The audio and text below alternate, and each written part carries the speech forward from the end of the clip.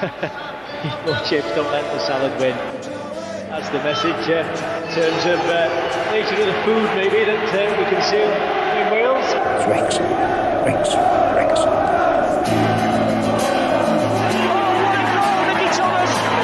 He's done it, the magic little man, Watkin. Oh, he scored! Steve Watkin has got a goal! Ball breaks for Bowden, it's in early, as Rush likes it, and he'll chase it, he'll collect it, Ian Rush! Bennett, and that's a second for Wrexham. Well, classic, changing defence into attack. Conley! 1-0 to Wrexham, Carl Conway's done it! Trundle for options, put it back to Morels. Oh, it's a good save! Oh no, it is, and it's in the back of the net. Andy Morel. What a goal! What a goal! What a goal from Hal Robson Carnham! Folks, good wicket kids up. Something special is happening here tonight. Wales are going into the semi-finals of the European Championship. Wanagati, Ferguson has definitely won it for Wrexham now. Here's Mendy! There's that race-class roar again! Saved by Foster! Wales are going to the Euros next summer. Wilkinson's wonderful Welsh women. Wales! Wales have done it! They've reached the World Cup! It's him again! Champions! Wrexham are promoted! They have their storybook ending! The first team in history to eat more chips and not let salad win. Hello and welcome to the Eat More Chips podcast, the official podcast, one of the most recognisable flags in the Welsh football supporters universe.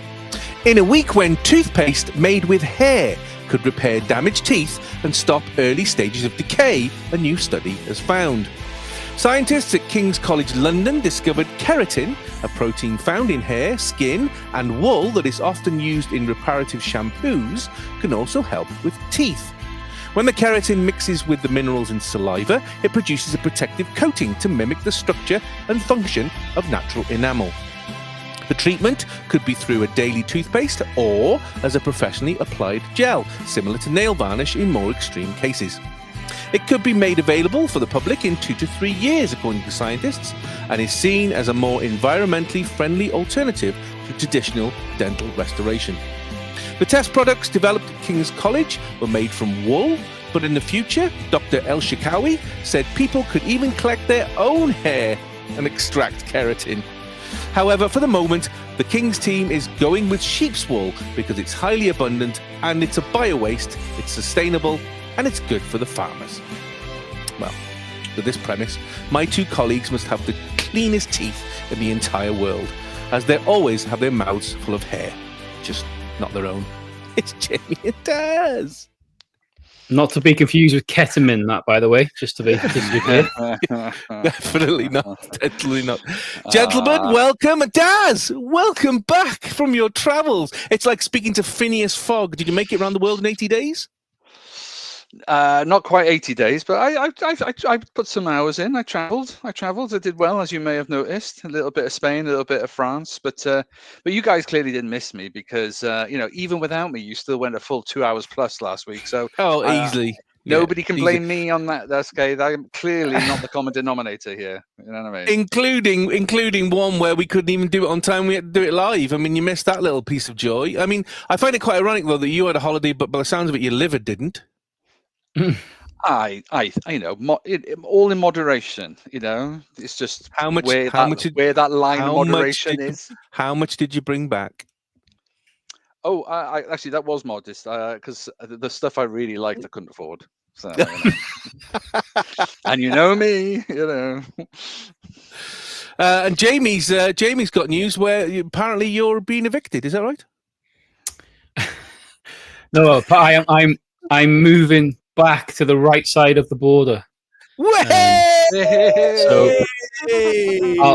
I'll no longer have to deal with any Chester jibes. So I will be taking a massive shit on the borderline as I leave, and see you later.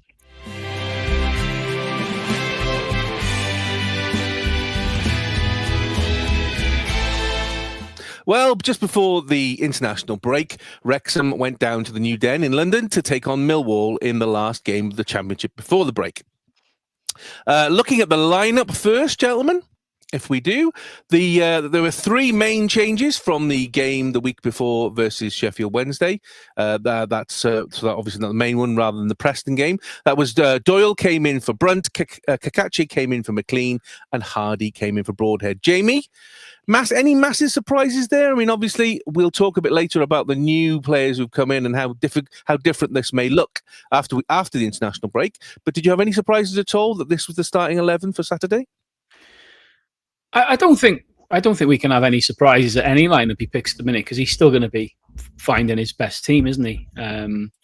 I would say pleased more than anything else to see certainly Doyle starting. I think he'd done good enough. He'd done a good job against Preston and impressed. So I was pleased to see that he was brought in, and obviously delighted to see Kakachi back in, because I think he looked good against Southampton, and I think he's a little bit more equipped for this league.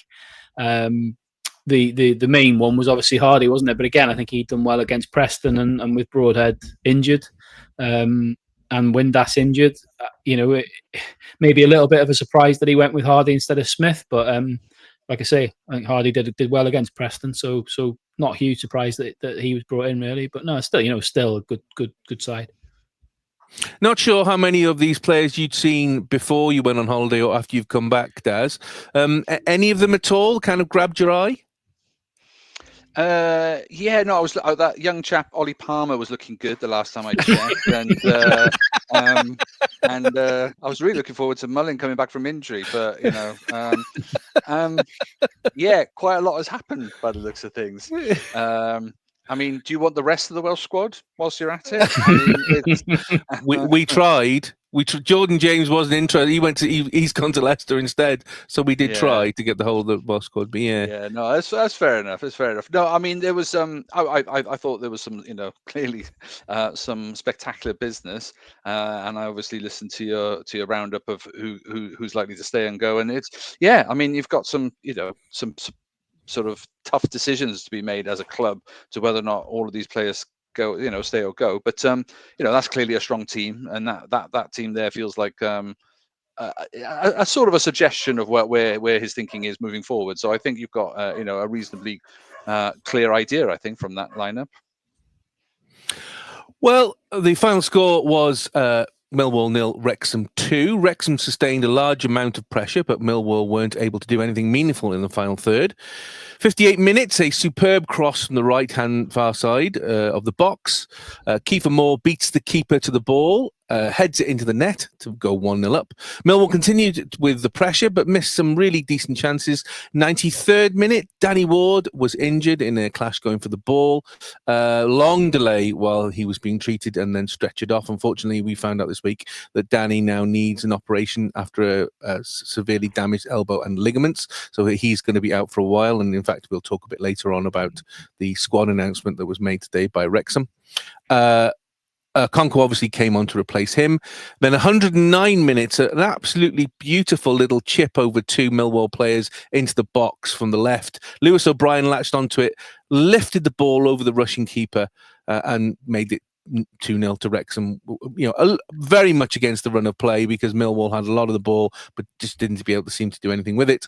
Arthur pulled off a fantastic point-blank save right in the dying moments to keep the clean sheet, and the score finished 2-0 to Wrexham. First away win for Wrexham in the second tier since, wait for it, I had to look this up, it took me ages, 5th of December 1981, where we played Cambridge United away and beat them 3-2. Wrexham finished the week 15th in the Championship. Jamie, I'll ask you first, because I don't know how much of this Daz has seen. Totally against, if you look at if you're a fan of XG, which I am not, I can't stand it. But if you are a fan of XG and you looked at the XG for both of these sides, Millwall should have scored 2 and we should have scored half a goal. So we totally and utterly smashed the probability of us winning. What was your general view on the game itself? I mean, you've got to look at the result first and foremost and be delighted with it. To get a first win on the board, the first 3 points, and to get them at a place away from home and a difficult place to go. I'll be honest, I expected a lot more from Millwall than what we got, certainly on the field. And from what I've kind of heard, off the field wasn't maybe as much of a cauldron as kind of what we'd anticipated. Did you go in the end? No, I chickened out. No, you took that. I chickened out, yeah. I mean, I did think about it right up to the last minute, but my wife was sort of saying, "Are you sure? Are you sure?"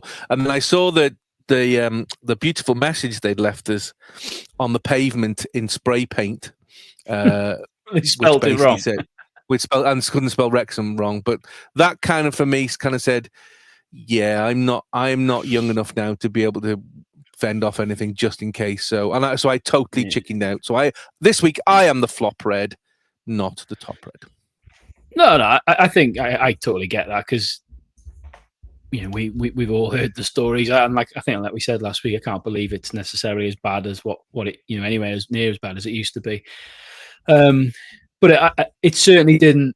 It didn't come across on the TV, and then from what a lot of people who were at the stadium seemed to suggest, it wasn't that hostile, kind of intimidating environment that I think we were probably expecting. I mean, the game itself was. I mean, it was still an interesting game to watch. It wasn't necessarily the best of games, but it was still a fascinating game to watch. I mean, it's what we've become very accustomed to now, isn't it? It was a typical Parky away performance. I think if you, like you said before with the stats, if you look at the stats and didn't watch the game, you'd just think it was one-way traffic and we were absolutely hammered, and it wasn't quite like that. But I think they've had 21 shots in total, and only 2 on target in the whole game, which tells its own story.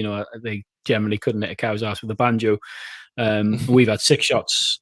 We've had 6 shots in the game and 3 on target. We scored 2 goals. So for once, we were a bit more clinical. I think we rode our luck at times. And I think, it is going to be a little bit of a problem. I know we play this, the way that we play is very much, we let the opposition have the ball and we concede the majority of the possession.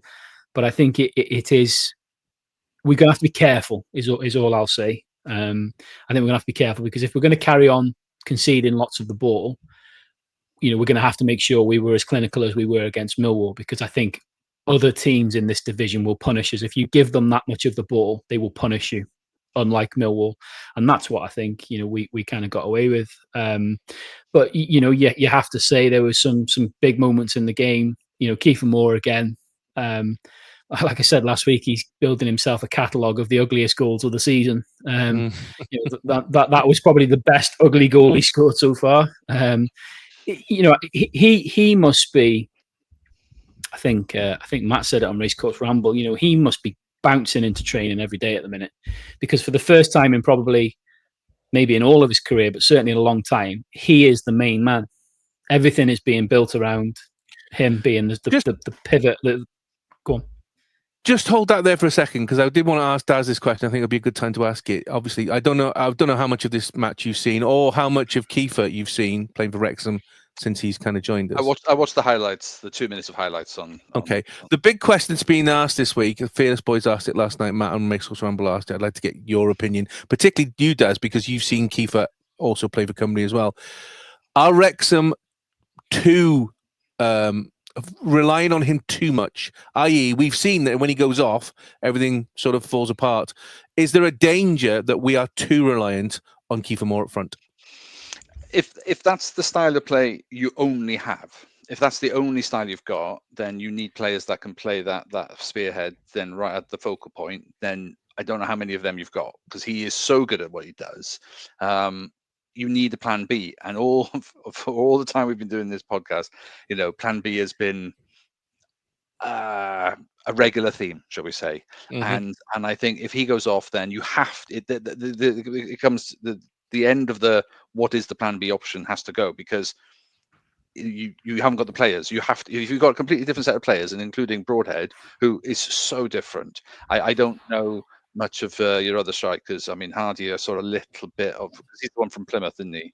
He's the one Plymouth. Yep. Sam Smith is the other one, obviously. Yeah, Who came from now he Reading played. last year. So Sam last year. I mean, a very different type of player again. We watched him play, and so you've got to develop a bit more of a strategy to have Plan B and be better at it. Because if they have it and they're training towards it, then it doesn't seem to be appearing when the changes are made. The answer to your question is we haven't got anything like Kiefer Moore. The closest we had to it was Ollie Palmer, and he's gone. Yeah. There's as much as Ryan Hardy, if you stood them side by side, he's probably not much smaller than him. He is a completely different type of player. Yeah. So we haven't got. You're absolutely right. We haven't got anything close to a Kiefer Moore. And then, like you say, and be careful talking about tactics and criticizing Parky, but you're right. This is the whole Plan B question again. I'm trying to sort of look on the benefit of the doubt at the minute and thinking to myself, well, okay, because I think we talked. I can't remember if it was last week or the week before when Si and I talked when we were talking about new signings, and we talked about a bit of a sort of head scratcher with some of these players we brought in, and Broadhead being the perfect example of that, where we've brought in a player that absolutely doesn't fit our system.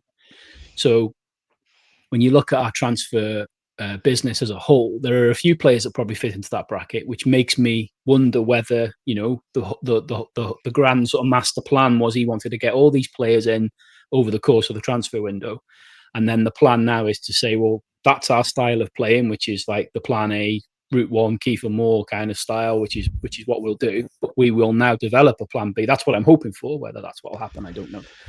Yeah, but I mean, it is but teams can suss it out. I know Kiefer's really good at it, but there are some really good defenses out there who can deal with the big man up front. And so once they learn if that's your only tactic, it's going to get snuffed out, and you've got to then look at your runners, your pacemen, the cross. Crossing can come in high, but the cross, you don't see crosses coming in across the 6-yard line in the way that they seem to be at height so that Kiefer can get ahead on it, and it's been fruitful. It's clearly been fruitful. But let's take I also, let me rewind a little bit. Kiefer's not just the big man up front with a brilliant header. He is a good goal poacher. He does run that 6-yard box. Not so much you, because you've seen him play for Wales, but I think he surprised a lot of people, in these first few games for Wrexham about how good of a footballer he actually is. You just see him and you think, oh, he's just a big lump up front that the ball goes up to him and he wins the header. But I tell you what, he's a lot quicker than I thought he was. That's his reaction time. His reaction time is great. Yeah. And he's good with the ball at his feet as well. It surprised even me a little bit, because I've seen him play probably a little bit more than others. But yeah, there are moments where you would expect the ball to stick to him a little bit more. He's not always consistent with that. When you think of the big man shielding, player off to the runners to the side, he doesn't always do that, but he is a handful. But then when his arms are up playing, he does give away some free kicks. He does get a couple of yellow cards because he's that, everybody's head is at his shoulder height, so it's inevitable. So there are vulnerable elements to his game, but he is reactionary. He's brilliant. He's a reactionary player. He's very alert, and he's a proper number 9. He wants to score, so he gets in the box. He's trying, So and he does graft. He's a proper grafter as well. He runs we'll probably talk about it later. When we want him to press for Wales, he can do the press. He's a very committed player. I just don't think he's got the full 90 at that style of football. But that's not what you're asking for anyway at Wrexham, so that's okay. But I just think there's he gets a bit of a raw deal, but he will tire, he will get injured. And then you will then have to look at your Plan B. So I think it's a good time that it's inevitable. It's going to be prompted into Parky will be prompted into thinking about this Plan B properly, and maybe that's why he's been buying all these other players to look at that. But because there aren't that many Kiefer Moores, or certainly not as good as that around. So I mean, going back to sort of the Millwall game and the goal he scored there, like I said before, it wasn't necessarily another pretty goal, but you have to admire elements of the goal. I mean, first and foremost, the ball in from Max was absolutely superb. That's a little reminder to us all, kind of what the lad is capable of. And I think he definitely was better in this game than he had been in the first couple of games. So hopefully he is starting to, to adapt to the league a bit more now. Obviously, again, we'll talk about it after, but with the transfer day deals, that there's a little bit of pressure on him now as well. So, but you have to tip your hat off to the ball in. And in fairness to Kiefer, there's a lot of strikers that wouldn't even have attempted to challenge for that with the goalkeeper. All the goalkeeper and all defenders were arms up in the air, claiming a foul. It absolutely wasn't a foul, not in a million years. Brave that he put his head where it mattered. Brave. Yeah, and he comes away with a bloody nose and a black eye. So, I think, like I say, probably riding our luck a little bit, but at the end of the day, it doesn't matter. The goal went in. Go on. Well, I was going to say though that riding your luck is a similar line to what I was going to say. Was from the 2 minutes of highlights I saw on the web, it felt like Millwall had their chances. If they were just sharper in front of goal, it should have been a different scoreline. So riding your luck, For sure, great, but you can't do it for long though. And like we've said before, when we talked about this last year, didn't we? And it's we talked about it around that Christmas time where we were all kind of universally agreed we rode our luck a lot, and that's great. If the luck's with you and you can ride your luck, and more often than not it goes for you, happy days. But I can't help but think that as we've gone up the leagues and the quality's increased, and the quality in this league is just ridiculous. It's such a huge step from League One. I know we all thought it was, and we all knew it was going to be a big step. And I've watched a lot of Championship football, but watching the games a little bit more intently now, it's a completely different level, and you're not going to get away. You're just not going to get away with it over a long, a prolonged number of games. I'm chuffed to bits with this result, happy days, but you can't concede 60% of the ball and let your opposition have 21 shots week in, week out and expect to win games. You just can't. But as the half then went on, I thought once we got that goal, they had to try and let the handbrake off, didn't they? And they really kind of went for it, but again, without really creating. It's that bit of quality. They lacked that little bit of quality, didn't they, in the final third? They had a lot of the ball. They got it from back to front quite efficiently, but they just lacked that bit of quality in the final third. I think you do have to be fair to our defence and say at times there was a marked improvement in our defending at times. I think if you looked at our shape when we were out of possession, it was back to a lot of what we saw last season, where we held a really good shape when we were out of possession. A lot more in this game than we had seen in previous games. I don't think it's a coincidence that we've kept a clean sheet with Kakache and Doyle being on that left hand side. We looked sus on that left hand side in those first few games or first couple of league games. And I think although Kakache, I don't think he's still obviously battling his way back to fitness, hence why he hasn't gone with the New Zealand squad on this international break. And I think Doyle, obviously, he hasn't had a pre-season, so he's still building up. But I think that combination has the makings of being really solid down that left-hand side. I mean, if we get Kakache fully fit, he just seems to be. We were talking last week, weren't we, about dedicated wing backs, and he is an out-and-out wing back. And potentially now we've got one on the right as well. On the right, exactly. Yeah. So interesting. But we kept plugging away. Obviously, there was the horrible moment you mentioned with Danny Ward.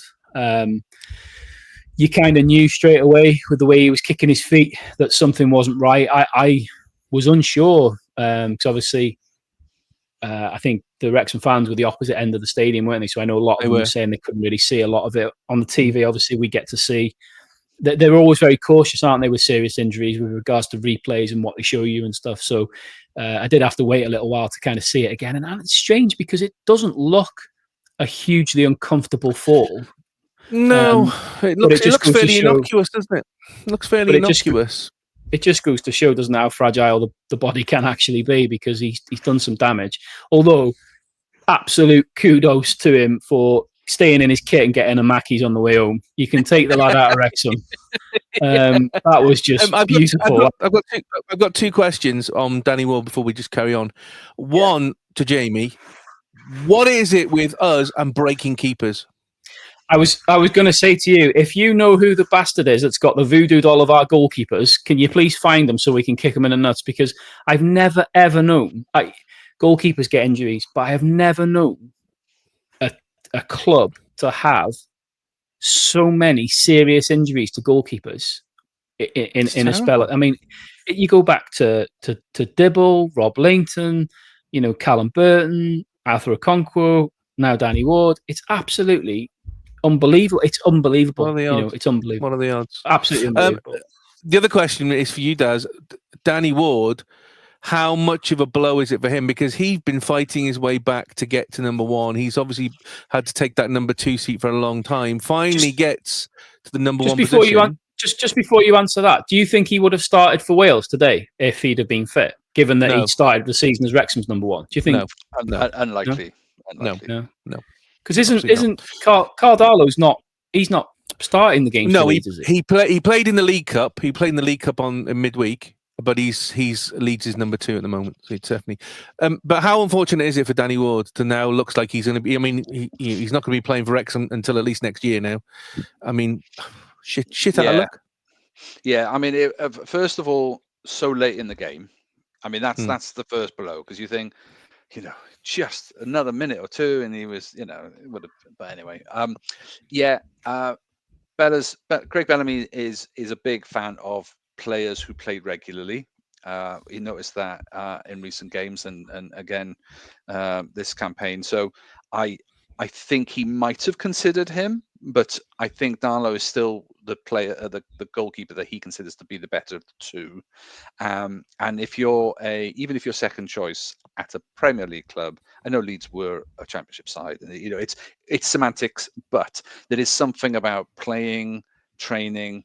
Or certainly training with the Premier League side, and then being in the cup for that same side. There is an element of a shift upwards, and he'd proven his form at the end of last season as well.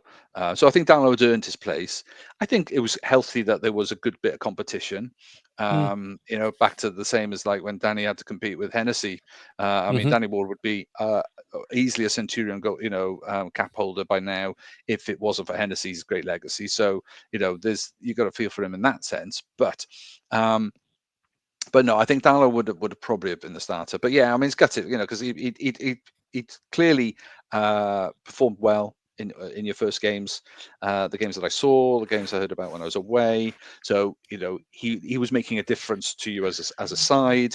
Good again for your club to have competition, and so for Wrexham to have two quality goalkeepers fighting for that also generates a little bit of there's no complacency, but equally the whole point of having reserve keepers or backup keepers is that they can step in, but they've got to you always want your backup keeper to be as good as possible. The shift from losing your first choice keeper in many clubs down to their second choice keeper is vast. Sometimes they can't retain and why would you? Why would you want to be a second choice goalkeeper? So you tend to find keepers who have got maybe aspirations of playing for a big club, but no, they're not quite there yet. But by being a number two at a big club, you might get your chance. Or you get a youth player coming through, like Kelleher for Liverpool was brilliant coming through the ranks as a youngster. He wasn't youth academy, but he was a youngster brought in and stepped up because Alisson gets injured all the time. And boy, did he prove himself. So, there's different ways of playing that number two role. You've got a slightly different situation where you've got, I would say, two reasonably different strengths, and therefore, can arguably say they're as good as each other. I would say that Ward edges it at the moment for experience, previous experience in this league, but age and sort of things like that. And he certainly he brings to you a good amount of control and command of the back. He's got a good voice. He commands his defense better than Okonkwo, or what I can see as Okonkwo. So, but now it's here's your opportunity as Okonkwo. Time for him to prove himself at the Championship level, and we know he's good. Arsenal knew he was good. He was a championship contender before, and then obviously he dropped down the divisions to come up. So we know he's got the potential to play at this level. So here's his opportunity. I mean, in fairness, he reminded us all, didn't he, when he came on, what he's capable of? Because that save he made was ridiculous. Coming in cold off the bench to make that, and that is without question the major plus side to his game. Shot stopping is the best bit of his game. But you're right with those other things. Commanding the box, his communication with his defenders, his kicking. Those are the main things that he probably does need to seriously improve. But nobody would want to see another player get injured, but he has a huge opportunity here now. He got out. I dare say it would have stung him that he was ousted at the start of the season for Danny Ward. I'm sure he wouldn't have wished for this to happen, but he's got a huge opportunity here now, so he's got to grab it with both hands. But no, it was, hopefully with Danny Ward, he can get back sooner rather than later. But it sounds like a pretty bad injury, to be fair. I've got one question before we move on now. Sorry, and my question I was all loaded to ask, and then Wrexham went and spoilt it by winning. How dare we? I know. So Jamie, I listened to you last week, and you were saying you don't want Parky out, but, and then you start to list the reasons why perhaps Parky should, is not the manager you like watching or enjoy watching because the style of play and things like that. And when he wasn't getting the results, I was going to ask you, how long were you going to give Parky before you started to feel genuinely that he couldn't cut it at this level? So I was going to ask that, and then you went and spoiled that question by getting a decent result against a decent side. So but I mean, you got to remember, this is the opinion of many people. It's not just Jamie's opinion. Oh no! I feel the same. I feel the same. I see. No, but my question was only going to be asked to Jamie because he said it out loud last week. Yeah. I think that ultimately the thing with Parky is, I premise what I was saying with this is not a Parky out witch hunt, because I don't want it to be, because for me, I'll never jump on a bandwagon of getting rid of the manager. As far as I'm concerned with what he's achieved in the time he's been there, within reason, I think it's kind of the ball's in his court to decide when and how he leaves the football club. I think it's just, my honest opinion is the style of football we play a lot of the time is not something I particularly enjoy watching as a football fan, but you can't question, to this point, you can't question its effectiveness, which, the records speak for itself. He knows how to get big results in difficult places, this Millwall one being a good example. But like you were talking before about, you mentioned again, like the plan B and stuff. My statements around our tactics and the style of play are more just kind of rhetorical statements for the point of view of conversation. The thing for me is, I listen to and I hear lots of other fans all say similar things week in, week out about, why didn't we make substitutions quicker, or why didn't we change this, why didn't we change that? And the one person that doesn't deviate from the plan is the most important person. And it's just for me, it's that open-ended question of what's our plan B? What else can we do? The thing is, we've seen, don't we? We've seen that. I mean, I think Parky will get a lot more leeway than most managers because of the history that he's had with Wrexham and the history he's had with other clubs. But we've seen this week, haven't we? Erik ten Hag, 2 games for Bayer Leverkusen and gets fired. I mean, how on earth can a manager build anything based on 2 results? Yeah, absolutely absurd. I'm not, and I'm never going to come on here, or I'm never going to say it privately, that I want Parky to go, and Si will vouch for it. I've never said that with any previous manager. Nope.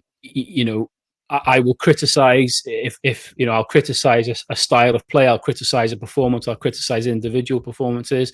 I think against Sheffield Wednesday, I think I was quite within my rights to to be critical of the tactics in that game, particularly in the second half, as a lot of other people were.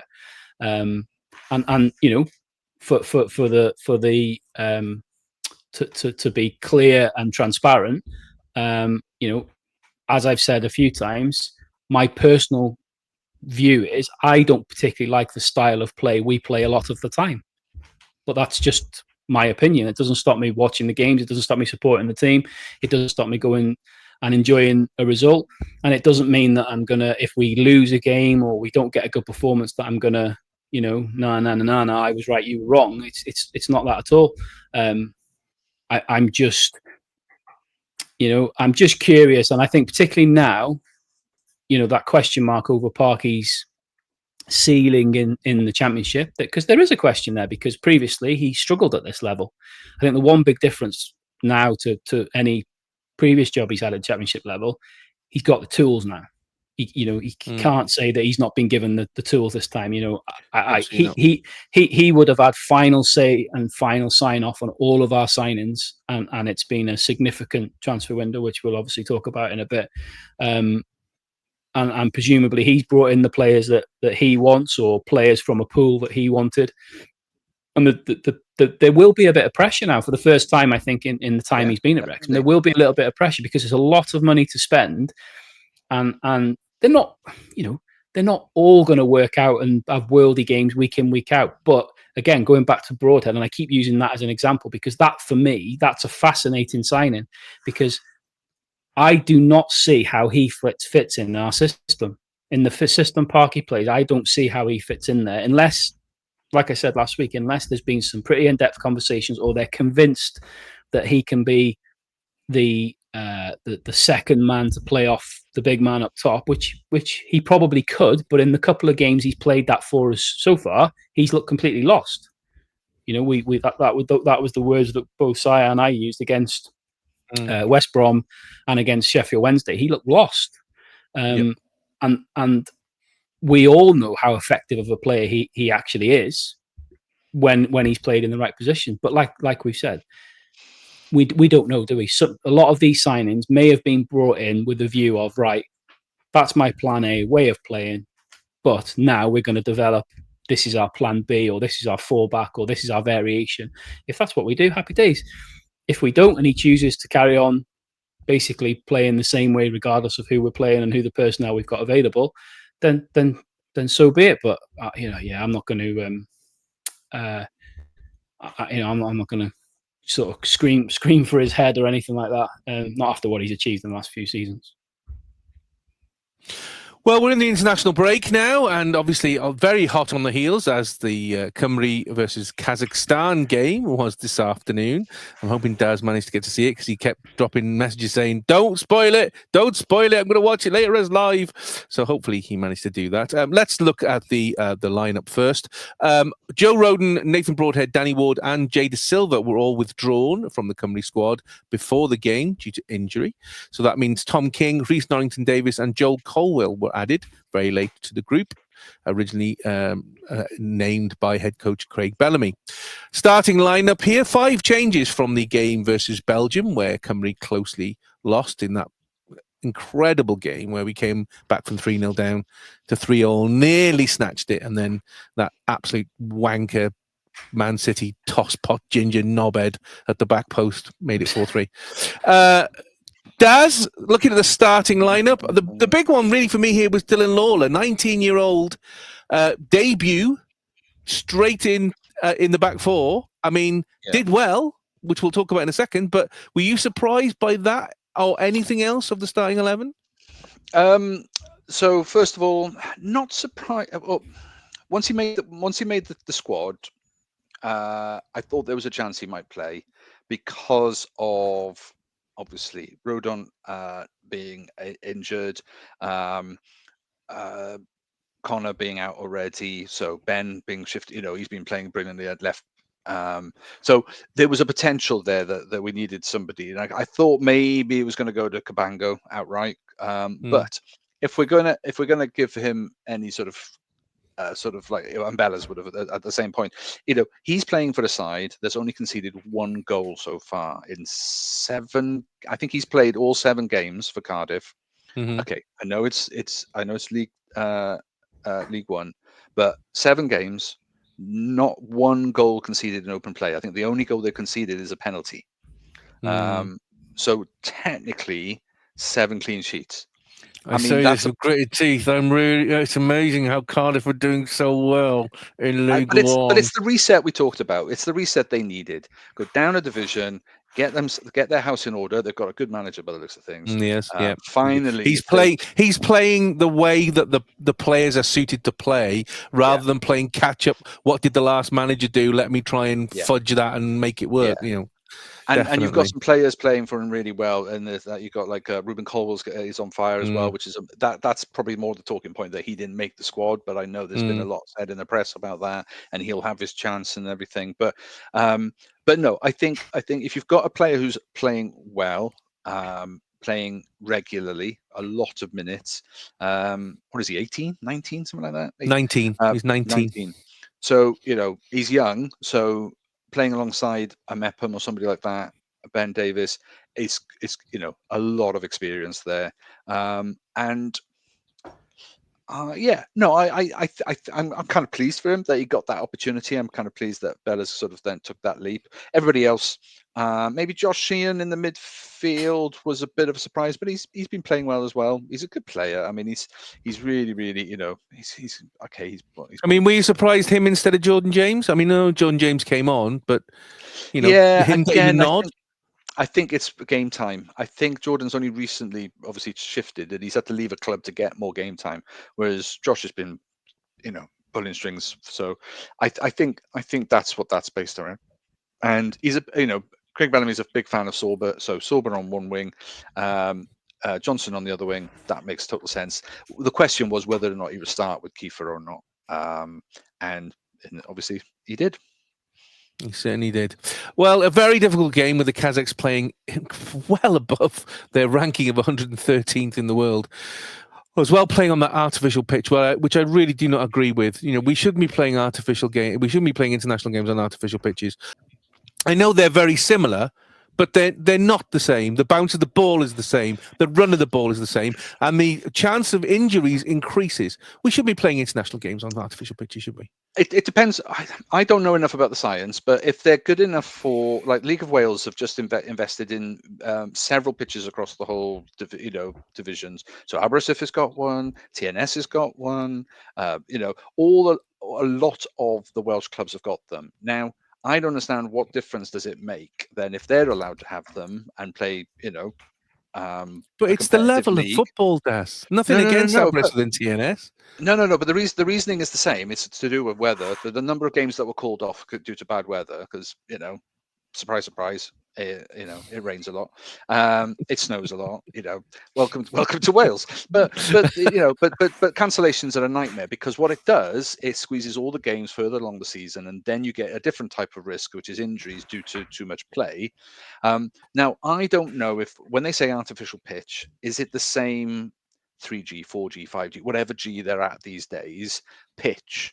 But if Andorra can have, an artificial pitch with, rubberized crumb all over it when we played them, Gareth Bale last minute winner or whatever, it's, all of those kind of scenarios. There are obviously scenarios, there are certain countries that it makes sense. The climate there, they can't sustain the grass. You're absolutely right. No, I understand. And but if the technology is decent enough at certain levels, as long as they've got the same level, I know it's different. I do know it's different, but then there'll be people who tell you that playing at a Premier League football ground where the drainage is amazing and all, playing versus, a couple of Championship sides don't have that level of quality of grass, and again, it's soggy, it's heavy, and the bounces are the same. Well, you've got,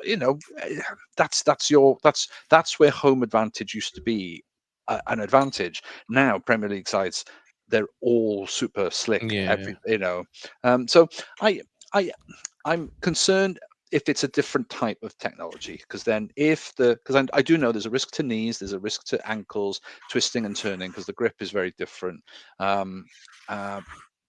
and I suppose for the away fans, away team, again, it's if you're not used to playing on it, then of course it takes a bit of adjustment. So it depends how much time they get to train on that pitch.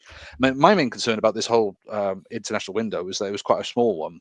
So you had teams playing on Sunday, we're playing on Thursday, which you don't, but don't don't forget we had to travel 8 hours. 10-hour flight. 10 hours, and there's 4 flight, hours, yeah. 4 or 5 hours time difference. So it's a nightmare journey. You to lose a do. day coming, you lose a day going back. I mean, it's painful, isn't it? It's So really, really they're not getting the proper training and the time to be together as a squad. When you've got new squad members and things like that. So that was where my grievance was with it as a pitch and stuff like that. But it's a challenge that every other team in the group's got to play. So as long as they do, I mean, the biggest factor is that when Belgium go to play them, I think it's right at the very end of their window before it gets too cold to play. So they stopped their season over winter because it's just too cold. So it can get as low as -5 or something. It was -54 apparently at one point last year. Yeah, Jesus. so which is a record. So I think they stop at about -5 before the football becomes untenable, and that's the weekend before that is when Belgium are playing them. So Excellent, good. Maybe that will come to. We'll take it. We'll definitely take it. But I don't know. Without a shadow of a doubt, we'll take it. Well, Cymru had, as you can see by the stats on the screen, a lot of the ball, 67.6% of the ball, 16 shots, 5 on target, compared to Kazakhstan's 14 shots, 3 on target. But Cymru really struggled, particularly defensively.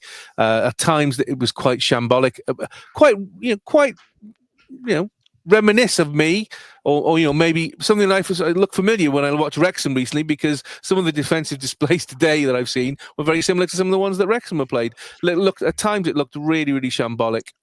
They were very, very fast on the transition. You couldn't, if you gave away the ball in midfield, they were gone, and you were then really fighting to get back into position to try and make some kind of defensive block. They had numerous chances. They hit the bar, I think, twice. I mean, we were very, very fortunate. However, the only real difference was in the 24th minute. Harry Wilson free kick into the box from the right-hand side. Liam Cullen's header directly rebounded off the keeper, and then in poached Wrexham god Kiefer Moore for his 50th appearance to score on the rebound and take the goal.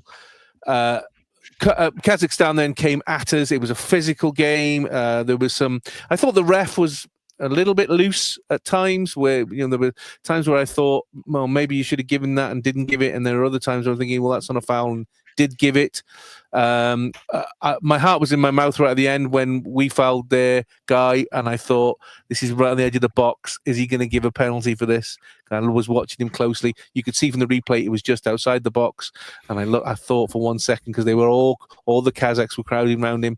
I'll ask your opinion first, Daz, and then I'll ask how big this result is. But Cymru finished top of Group J with 10 points, 2 points ahead of North Macedonia in second. Belgium are in third and have 4 points, but they have 3 games in hand. They're playing Liechtenstein as we speak, and I would imagine, I'll look it up while you're talking, I would imagine they're probably 19-0 by now. Daz, you've only just watched it, so it's very, very fresh. Yeah. What was your thoughts on? Actually, I'm going to contradict you a little bit, because I thought the first. You'd be wrong, but you could do that. It's fine. No, I think what you described was completely the second half. I think the first half, I thought. I mean, I'm surprised the stats are as good as they are in favour of Wales there, because first it must be all because of the first half. Because I do know that the first half we were something like 70-30, but the second half we gave them. It was a different game. No, I think you're right. Their transitions were slick when we gave away the ball, but they only had 2 or 3 of these opportunities really, and they were very loose passes. They didn't finish. They weren't composed enough. We pressed high, and it was good. Every time the goalkeeper was getting the ball, or their right back, Sorba would be right onto them because he's so fast. He was getting them to make mistakes. Kiefer put in a shift, making mistakes. So I do think the first half we dominated the play. I do think the goal was a bit of a scrappy one, but it's because we were putting them under pressure. So I think at that point, halftime, I was thinking, we've got this game. I think it's comfortable. It's a testing one. We've got to give a credit to the players who have not trained properly, travelled long distances, playing on an artificial pitch. Whatever we want to say, it's not the usual preparation. And there was some good play. I do think I thought Laura was great. I thought he was absolutely solid. There was very little to be concerned. Certainly, the whole back four in the first half, I thought they were okay.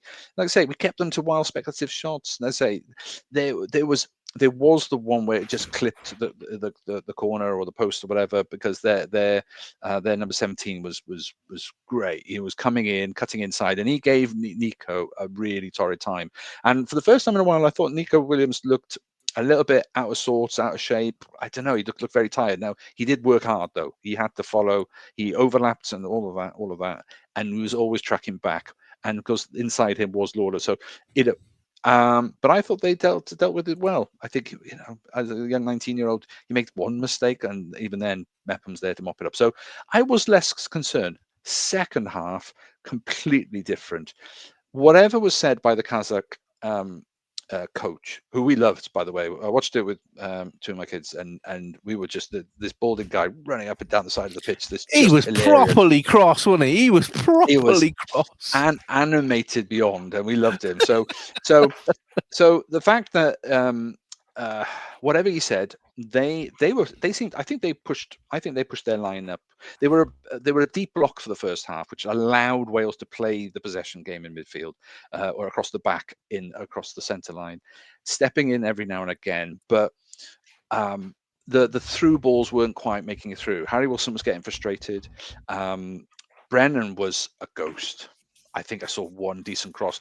My son just turned around and said, I forgot he was playing. He was ineffectual, properly ineffectual. And I don't like to say that very often, but it was it was all Sorba's side that was making the much, even the flick on from the right wing was Liam Cullen, I think, so nothing was coming from Brennan. So I think he's out of sorts, but again, he's in form for Spurs though, so you can see why he's getting picked. So it's some strange choices there. But no, second half, I think they pushed up. They were like 20-30 yards further up. They were pressing Wales, and Wales struggled under that press, and every time they were getting the ball, they were giving it away. It was going up to Kiefer, but it wasn't sticking. In fact, a couple of times Kiefer lost it, and we were their transition, like you said, were really quick, and we were under a lot of, we struggled. We were under a lot of risk from losing the ball, from not just him though. Sheehan lost it a couple of times. He was composed and calm and was spreading it around nicely in the first half, not so much. So the thing that struck me was, I'm surprised we kept with our starting lineup for so long. We're seeing for at least 15, 20 minutes, 25 minutes, the struggles. We weren't really making that impact. So for Bellas to wait that late before making changes was the big surprise for me, because once we brought on David Brooks, who we know is he's an absolute magician. He can change games. We brought Dan James on as well. So again, some pace. Refresh the pace in terms of Sorba going off. We had a little bit more assurance with JJ, coming on in the midfield. I think it was Liam that came off for that. So there was a bit more, I don't know, grit in the midfield, bit more bite. JJ rarely comes off the pitch without a yellow card, so the kind of player you're getting, and that made a difference. Then suddenly there was an impetus, and then we were making some real good ways. There's some real intricate play going on, and we could have and should have had maybe another goal. Certainly at the end, when Wilson's got a chance on goal, and the obvious ball is just palming, just rest it off to the left, and JJ could have slotted it in. I know JJ's not an out-and-out goal scorer, striker, but he was wide open. But Wilson had earned the right for the shot. He wasn't being closed down. He just didn't have he just didn't take it well enough. He just keeper sort of very easily took it in his stride. It wasn't in the top corner or anything like that. So if he'd put a bit more fizz on it and put the goalkeeper under a bit more pressure, the goalkeeper was on his first ever cap for Kazakhstan, and he did well. He made some fantastic saves. He really did. Yeah, really. But there you say, but he made saves. So there was some pressure. There was some decent amount of pressure on the goal, but they were fairly tame. There wasn't any sort of real venom behind some of the shots. So And yeah, you know, it was tense by the end. I mean, I think, like I say, we had chances for a goal, which would have been nice to have got a second goal, to calm the nerves, but secondly, it was my predicted score. But the but the fact is, then right at the very end, for us to nearly have conceded the goal and to have lost, to have gone into that, to have finished that game 1-1, actually, probably we would have had to have said was a fair result. We won the first half comfortably. They won the second half. Margins, you know, and there you have it, 1-0. So I think everybody will be pleased. Result. That's the thing in tournament football like this. Get the win. We'll dissect it now and say how we could play better. We can say what all the reasons why it was challenging because of, you know, where they went and how they got there and all the challenges that come with it. I think you know, we know though with Craig Bellamy's side, we're going to be aggressive. We're going to play. We're going to try and play proper football, and with that will come risk. And I think that's the nervous journey that we're all going to have to prepare ourselves for. But I'm just really pleased that it's a win. I don't buy too much. Kazakhstan, I think, will be a tough place for a lot of teams to go to. I know people saying like it might come down to goal difference at the end of the tournament. You know, when we're hoping we'll either be there or thereabouts with Belgium, and it could be how many goals get put past Liechtenstein and the Kazakhstan. And okay, we've got what have we got? We've got a +3 against Kazakhstan. We've only got a +2 against Liechtenstein, so we need to do a bit better there. But we can't even have that conversation unless we win the game, and that was the first thing. And don't forget, we don't win away that often. We get draws. No. We get a draw. I think I can't remember what the stat was. You know, this is probably the first away win in a tournament in a qualifier for 3 or 4 years. I think we do well away and get the draw, and then we win at home, and that's how we qualified for the last major tournaments. So an away win. I know it's Kazakhstan. They're ranking. You know, it's. I get. Doesn't mean anything, really, does it? Doesn't mean anything. It looked like a tough place to go. I've got a couple of questions for the pair of you. Firstly, how important is this win? I was reminded on the commentary on the TV where they were saying, "Do you remember when we were getting up to Euro 2016 and we would go to difficult places like Andorra, which was incredibly tricky, and we managed to get the result." How important is this win going to be? And secondly, would Wales of old have won this game, or would they have capitulated and it would have ended up being a draw? Is the question. Those are the two questions that I want the pair of you to kind of dance around. I think the result, isn't it? Is, you know, Daz just said it himself there, and it was interesting listening to Ashley Williams and Joe Ledley with the pundits in the studio, and they said the same thing, which was, you know, look, kind of like Daz just said, really, if they'd have equalised and it had finished 1-1, you'd have probably found it hard to argue that wasn't a fair result. So the fact that we've managed to hold on to the win, that's all that matters. You know, at the end of the day, if we qualify, it won't matter how we won it in this kind of format. It's just the result, isn't it? So I think that's the most important thing. What was your other question? Would Wales of old have managed to get the win? It's always very difficult, isn't it, to answer something like this, because you don't know. I think arguably that was, I mean, having not seen every game of the 90s since Bellamy's been in charge, that potentially was certainly that second half performance was arguably the worst we've seen Wales play under Bellamy. I don't know. I thought they struggled in that second half. To be honest with you, I think if I'm being honest, personally, and I wasn't, as much as I had the game on and it was here, I was working, so I wasn't kind of intently watching it, you know, 100% concentration. But for me, it felt like after the first sort of 25, 30 minutes, I think we were massively in control for that first 30 minutes. But then after that, they started to come into it, and then I felt like they absolutely bossed us in the second half. So would Wales of old? It's hard to say, isn't it? It depends how old, but how old are you talking? How far are you going back? But well, you know, go back 10 years. Go back 10 years. getting the result. I mean, there was elements of luck, as you said there yourself. They hit the bar twice. Although I think one of those where they hit the bar probably has to go down as an amazing save, because he did just get a touch to it, which probably made the difference. So again, like we were talking about Wrexham before, I think we did definitely ride our luck. But likewise, we've had some big chances in the game as well. Like you said, their goalkeepers made some big saves. It was actually a lot closer game than I anticipated. That's for sure. In the sense of the actual sort of football in the middle was quite even. I expected it to be a tight result, but I thought we would dominate a lot more than we did. But yeah, I don't know. Like I say, it's hard to compare. Would another team have done something different in this scenario? It's impossible to say, isn't it? I mean, go on. The Belgium game now takes on a huge amount of importance, because they're winning 2-0 at the moment versus Liechtenstein, Belgium. So that's going to put them on 7 points. They'll have another game in hand that'll bring to 10, and their goal difference will be the same, probably very close to ours, because ours is +5 at the moment. So that Belgium game that's coming up next month now becomes very, very big, doesn't it? Yeah, totally.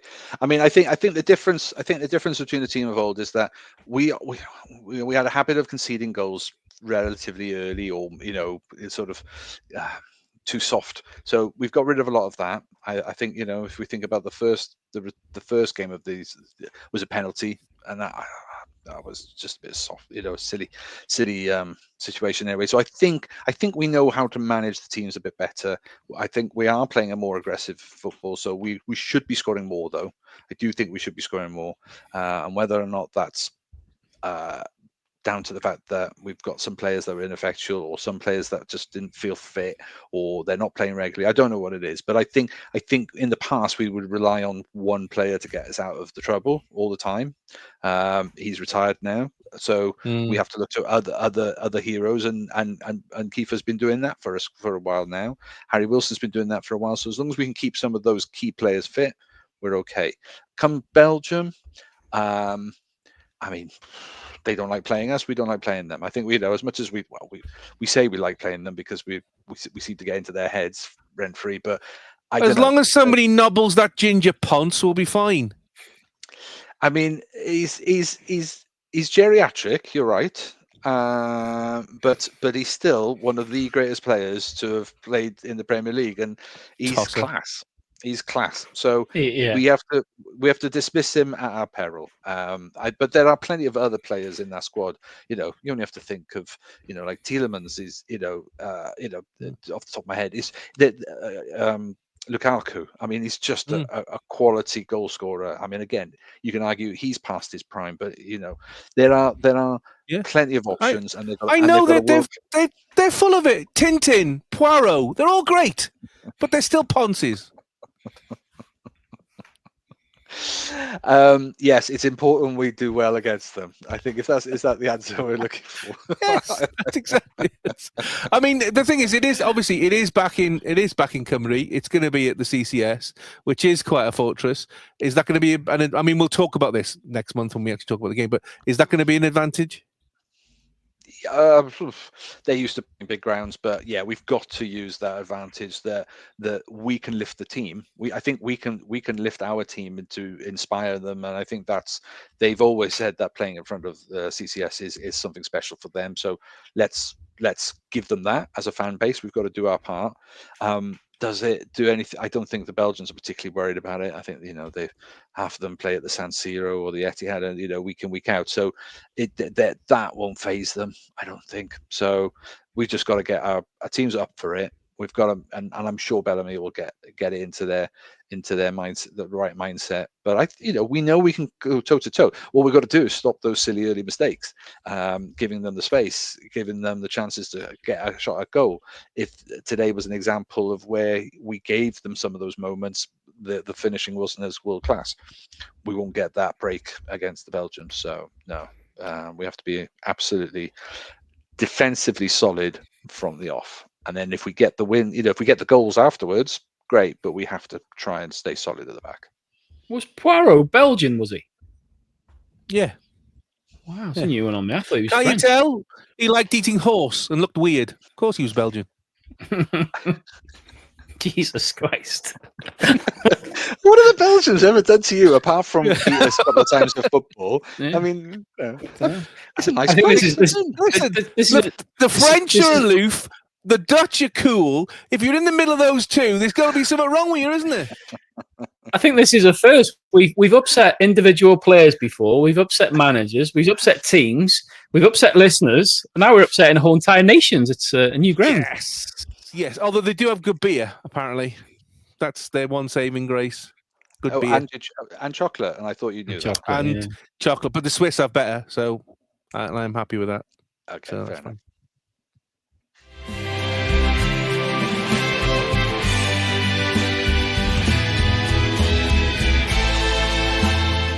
Now, Neat Much Chips podcast, it's time for today's newspaper, tomorrow's chip paper, where we catch up on Cymru and Wrexham football news.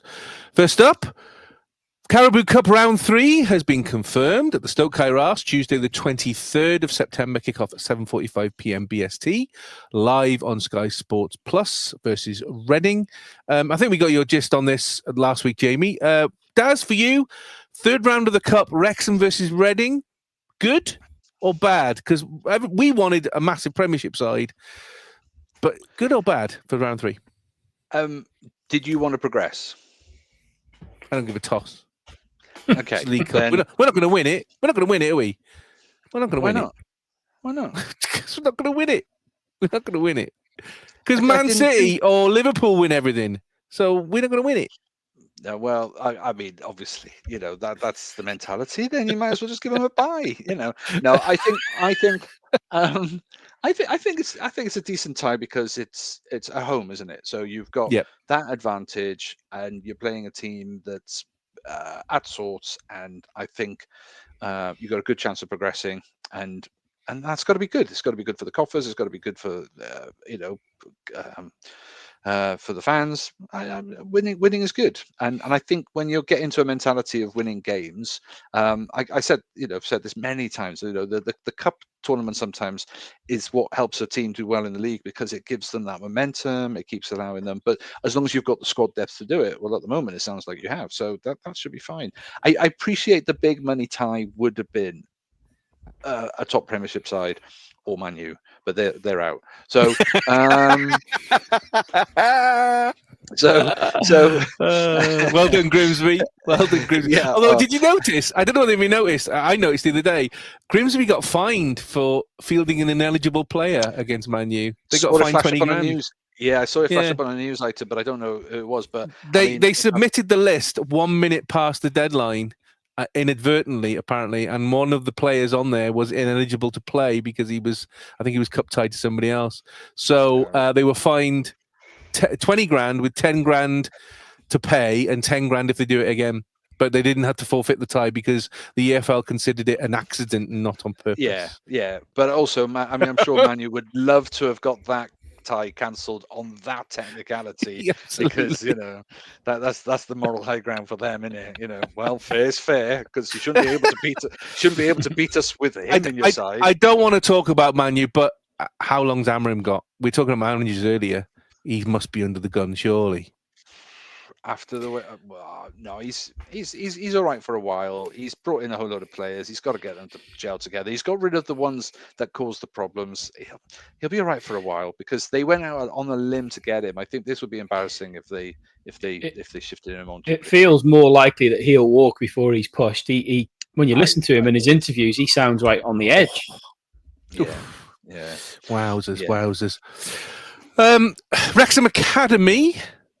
They were away to Rotherham Youth and they won 3-0. Wrexham goals by Carrick Murphy, Rio Owen and Connor Thorley.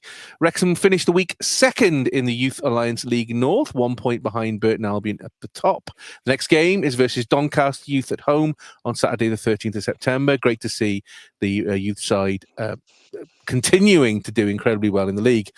May well be the last game manager and PDP league coach Nick Chadwick, as he has resigned to take up a role at Premier League Everton's academy. He joined Wrexham in August 2023. and as the first employee of the academy was instrumental in contributing to its growth and success, leading on the design, implementation and delivery of the coaching curriculum, including individual development plans and identifying high potential players across all age groups. He played a key role in ensuring a smooth pathway for the academy players and their transition into the first team. Jamie, so that's the academy manager gone, the lead coach gone, academy secretary or head of administration gone. Neither have been replaced. None of them have been replaced so far. We're 5 games into the season for the academy players, and obviously that's everybody as well from 9s upwards for the boys. Is this a bit of a disaster? Because Nick was very much the spearhead of the academy. Lots of people thought maybe that Andy, as academy manager, might have done things. Well, he didn't, because he was just he was kind of directing the ship from that point of view. But Nick really was the driving force. He and Parky had a really, really close relationship. There were rumours that if Wrexham were to set up an under-21s, he was going to become manager of that as well. How big a loss is this for the Wrexham Academy?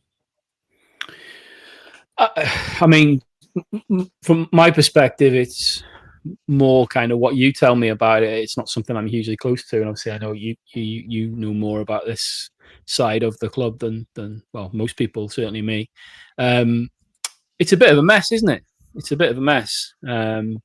You've got what we thought was it feels a little bit like sort of 2 steps forward, 5 steps back, because we kind of felt like we were kind of moving the academy in a forward direction, but now this is going to cause issues, because like you say, probably the 3 most key positions in that academy setup are now or seemingly vacant. We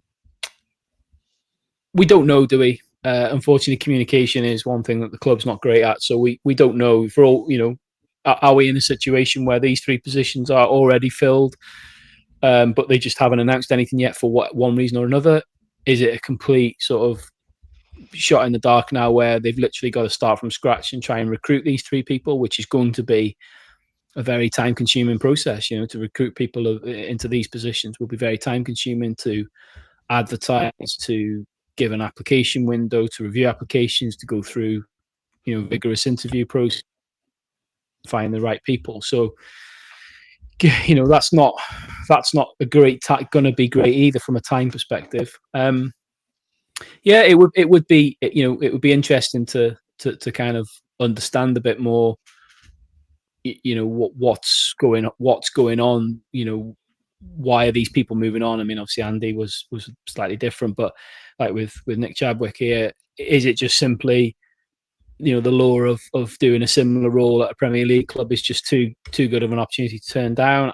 I don't know. But yeah, it's a bit of a concern, because, like I say, I finally felt like we were moving the academy forward a little bit, and now it feels like it's going to take a bit of a step back because of these these personnel issues. So be interesting to see how they where they go from here with it, really.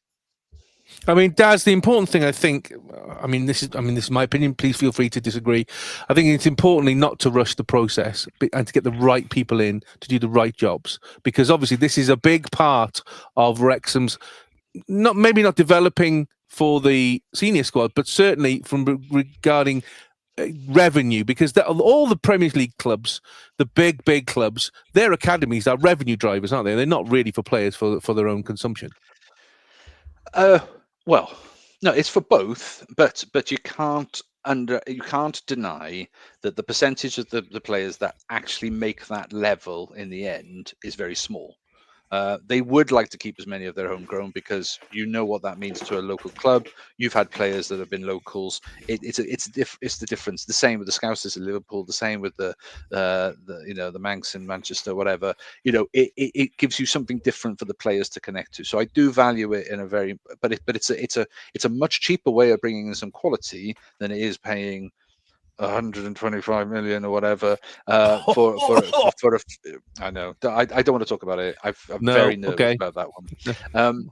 But it's an important part. But you're right. The byproduct of all of that is if you've invested in these young players and they're not quite the level or quite the style or quite you've got too many of the same type, then you have got this option to sell. And it is a very effective way of generating income. And yes, you're right. The big clubs with their huge academies, they do offer a lot of hope to young players. And there is a criticism of the sort of like the cattle market, kind of bring them in, see if they'll do. No, chuck them out. And it is quite brutal. But I imagine that there's hardly a family out there who doesn't understand that that's what's going to happen if you have that ambition. So there is some truth to that, but I do think that it has an important part of bringing through your talent cheaper, and okay, not everybody in the academy is local, but a proportion will be. And there's that hope, because I do think it's important for an element of your team to have an identity that's connected to your fan base, and I think that's important. On the back of Wrexham Women signing Jodie and Katie last week, 3 players were also announced 24 hours later. According to the Wrexham AFC website, Miriam Mahmood, Josie Smith and Hannah Snape have all signed for the club on 1-year contracts until the end of the 25-26 season. Mahmood, 21, is a talented Pakistan international who came through the ranks at West Brom, going on to play under head coach Jenny Sugerman, making a total of 80 appearances for the Baggies' first team. She scored her first international goals versus Kyrgyzstan, putting an impressive performance to secure a 2-1 victory in the AFC Women's Asian Cup qualification action. Smith, 23, is a former Cymru youth international who earned caps at both under-17 and under-19 levels, having come through the ranks at Everton's academy. A versatile player who is comfortable in defence or midfield, she joined Wolves and later became an FAWNL Division 1 Midlands title winner with Wolves. Snape, 22, played for Loughborough Lightning, having also previously played for Solihull Moors. The midfielder represented England schools as a youngster before making her senior debut for Chester, aged just 16, in December 2019. Exactly. Wrexham AFC Women have also been bolstered by 2 further additions, with teenagers Neve Adams and Evie Holt also joining the club. Head coach Jenny Sugerman said, Maz, Josie and Hannah have all settled into the squad excellently, and I'm really happy they have chosen to join us at such an exciting time for the team. Reflecting on the progress made ahead of the Red Dragon season opener against Briton Ferry Llansawell, Sugerman stated, the squad is really coming together now. We hope that our supporters will be able to make the trip next weekend and look forward to welcoming everyone back to the Rock in our first home game of the season. Our fans will play a key role, and we hope that they can really get behind the team and help us create a fortress at the Rock. Daz, obviously, we've not got your opinion on Jodie and Katie, the 2 last weeks. So taking those 2 and these 3 and the 2 youth players, like buses, nothing at all happens right the way through the summer. And then suddenly in the last couple of weeks, we get 5 new signings, 2 youth signings. What's your general feeling? We'll talk a little bit about Wrexham in general when we talk about Briton Ferry a bit later, but what's your general feelings with these signings? I mean, I've obviously having come back. I don't know if I mentioned I've been on holiday, so I haven't, and I haven't sort of fully caught up to speed with the team's progress, because I know some players had left before I gone away. There was a couple of departures, but I don't know what the full ins and outs are. But from what I can gather from the 5, even 7 that you're talking about here now, that's okay. That's a significant boost in numbers to the squad, because that was a concern before. But there is some serious caliber, and I am fascinated what is the sell. I know if you've got a history of working alongside a coach that you like, and for Sugerman to be able to draw these players with previous connections, because I think Mahmood, you say, played with her at West Brom, so she played for Jenny Sugerman at West Brom, so there's a history, and so I'm fascinated by this. What is the desire? What is the sell? What is the pitch that they've all been given to come to Wrexham? Because some of these players were playing reasonably decent level teams in comparable leagues, if not higher. So at the risk of saying they've stepped down a level, now if it is about European football, which I know it is it is an argument for why TNS get a lot of good players who perhaps are fringe players at decent clubs in the English side, but they play for TNS because you win the Welsh League, you get to play in Europe, and it's a different. It's more enticing in a different way. Of course, we've shared many times the Women's League. One team go. You've got to win the league. So it's a big sell. It's a big sell to be able to say you win the league and you get to play in Europe next year. But I mean, in terms of the choice of players, it's a good mixture.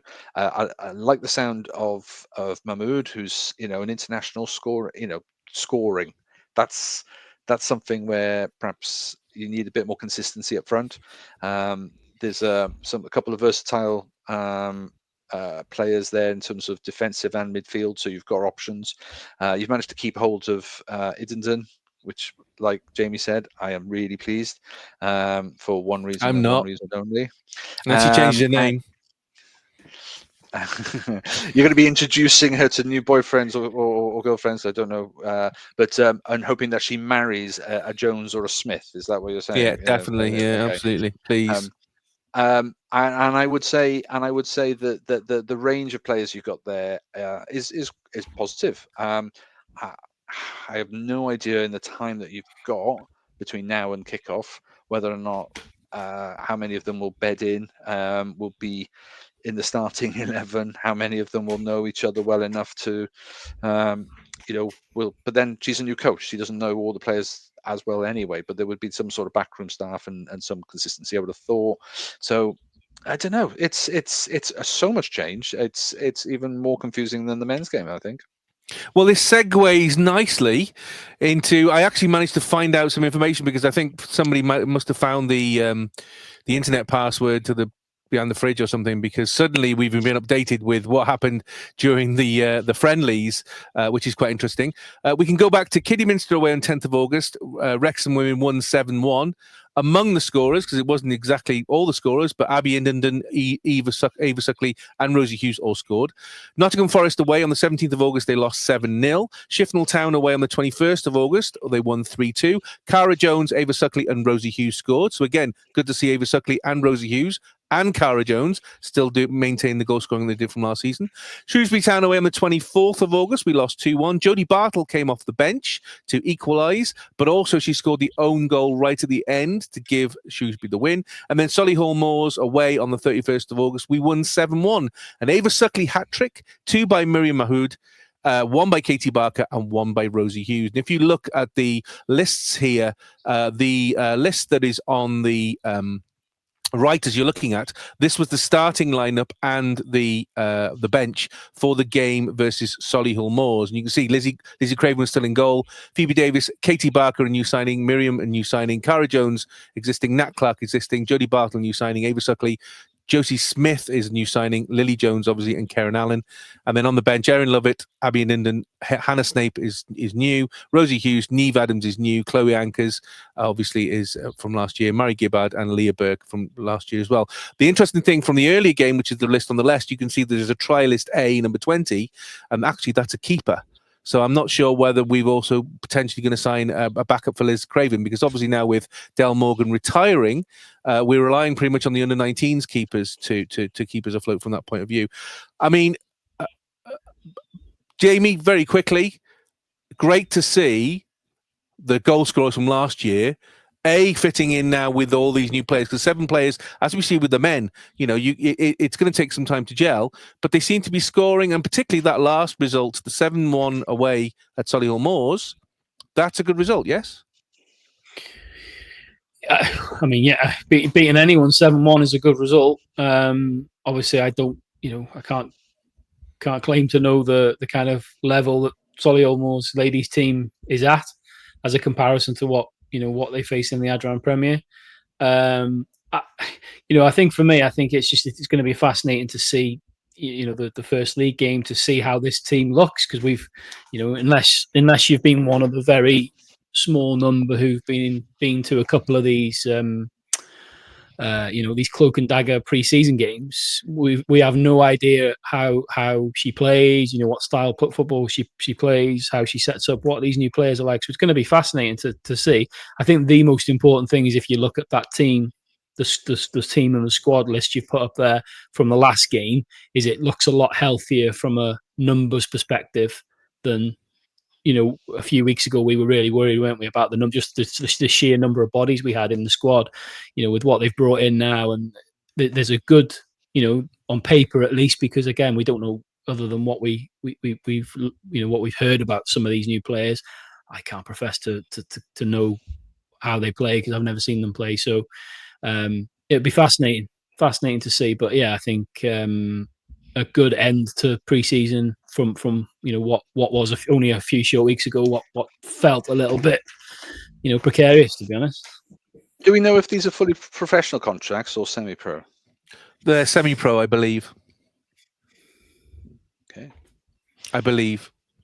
Yeah. But, well, I mean, like I said, you go from games where they're losing, 7-0, and then they're also winning games 7-1. So the types of opponents they've been playing is quite interesting. That they've got a range. Clearly, Nottingham Forest, clearly a decent side. So, but for them to come back from a 7-0 defeat and then win at least a couple more games, it's good. It's healthy, and to finish on a 7-1 win, that's a good closer before you go into a new season.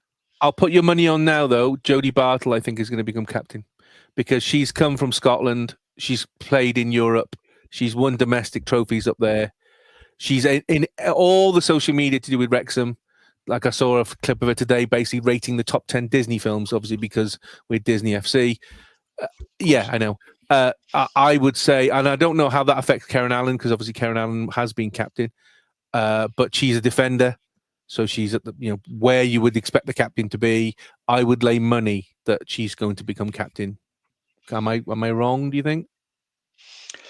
I mean, if you've got that kind of caliber, yeah, it makes sense. But equally, you want somebody who's going to be a regular starter.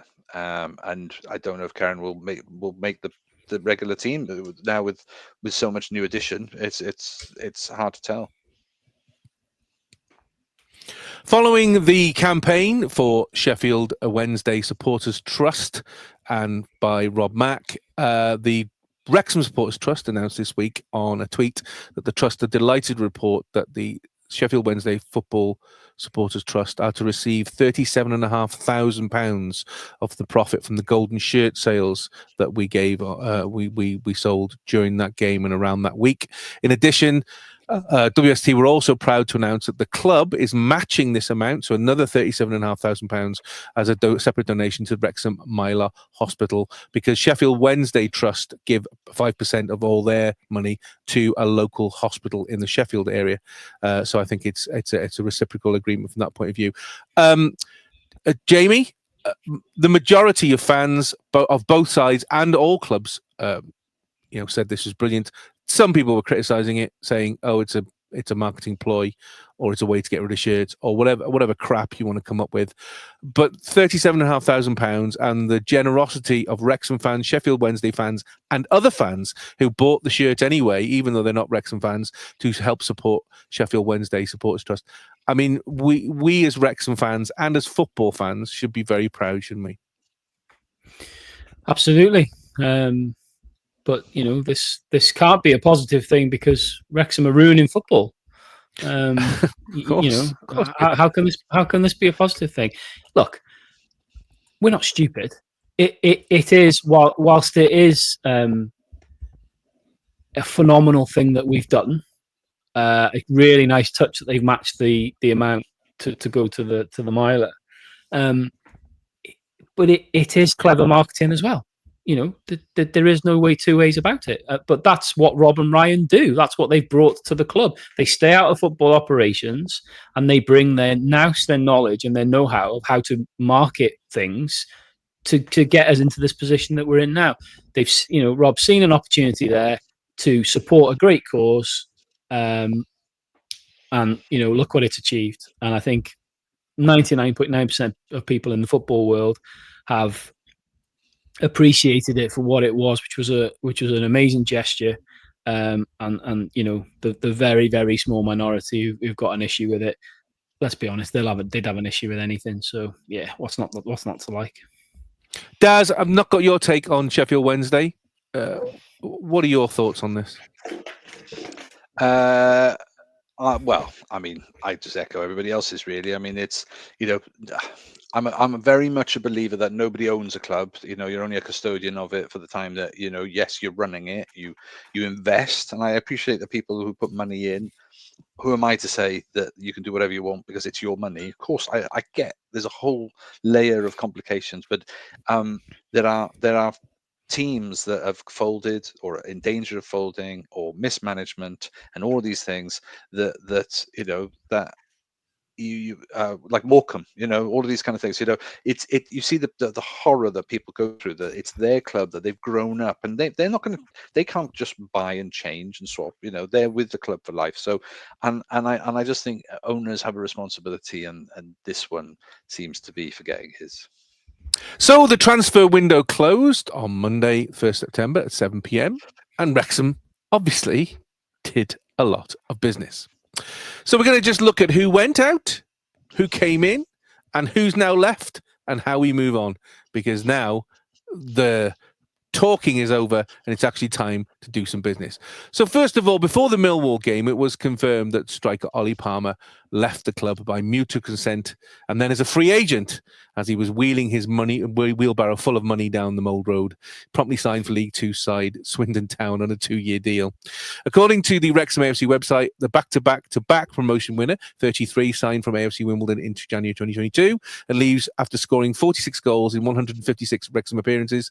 Palmer made an immediate impact at Stoke Ras, scoring on his debut versus Grimsby Town and hitting 16 goals in 26 games in his first season to help Wrexham finish second in the National League. Fans' favourite at Wrexham, he scored a further 17 goals the following season, record-breaking title-winning season. Palmer remained a key figure up front following promotion to the EFL, scoring 8 times in League Two and adding a further 3 goals in League One, playing his part in the strong start to our historic promotion-winning campaign. The striker's final Wrexham appearance, ironically, saw him step up off the bench and score twice in stoppage time and then convert the penalty in the shootout in the fantastic Carabao Cup comeback against Hull City. Then before the window ended, literally just before the window ended, out went Tom O'Connor and Jacob Mendy on loan for the rest of the season to League One Peterborough United. And double promotion winner George Evans left the club by mutual consent, and then he signed a 1-year deal with an option of a second year with League One side Burton Albion. Evans, 30, signed from Millwall on deadline day in September 2023, playing 32 matches in all competitions, earning promotion to League One. Injuries disrupted the 24-25 campaign, but he made further 11 appearances in all competitions, helping Wrexham to reach the EFL Trophy semi-final and securing a historic promotion to the EFL Championship. Evans has played twice this season in the Carabao Cup and departs, having played 45 times in all competitions for Wrexham in total. And then today, as they announced the squad, Owen O'Connell has left the club by mutual consent. He's 30, signed from Charlton Athletic in January 2023, scored the winning goal on his debut away at Altrincham 4 days later. He featured regularly in the title run-in and playing 15 games and scoring twice in total. O'Connell played 33 games in all competitions as Wrexham secured promotion to League One and then a further 41 games last season. In doing so, he became one of 10 players to have played their part in all 3 of the back-to-back promotions. Manager Phil Parkinson said, "We thought we had a move prior to the transfer window closing, but it did materialise in time, and Owen has decided to part ways so he can look for the next challenge in his career, and we wish him well." So, Jamie, as well as the other players like Paul Mullin, etc., who have gone out the door, 2 out on loan, 3 gone, a major parting of the ways. Football is a tough game, isn't it? It's a ruthless game. How important have these players been to Wrexham's story over the last 4 to 5 years? Well, before I answer that, I'm just going to poo-poo on your graphic, because why have you not got Tom O'Connor on your graphic? You mentioned him, but you haven't got him on your graphic. Sorry, Tom. Poor. My bad. And secondly, why have you used the picture? Why is Owen O'Connell looking at me? Why is he staring at me? I feel a bit He's looking at you because basically you're gonna say why he was let go because he wasn't good enough, and now he's going to slag him off. Yeah, I'm going to slag him off like I slag everybody else Exactly. off. Yeah, to be fair, these players have all played a part, haven't they, in the last few years? Some more than others. I think you've got to look at the likes of Ollie Palmer in particular is probably the main standout one. He's probably had the biggest contribution of this raft of players that left. Glad in the nicest possible way. I'm glad it's a goodbye, thank you, and goodbye. It's not a loan or anything like that. It's not a messy, potentially it's a mutual agreement. Thanks for your time here. Good luck with what you're going to do next. And it kind of cuts the ties. Same with Jacob Mendy and Owen O'Connell, obviously, OGs from the back-to-back squads. Owen O'Connell. I think Mendy. If I'm being honest, I think Mendy possibly overachieved a little bit. I think he probably performed at a level that was maybe a step beyond him at times, but he certainly played his part when he was able to stay fit, and he'll forever be remembered for that goal against Notts County, won't he? Particularly with the commentators from BT with his it's Mendy with his voice over it will forever be remembered. Jack Marriott, you feel a bit for him because it's very much a what if. We talked about him last week, didn't we? But very much a what if kind of career. If he hadn't broke his leg last season, what would have happened?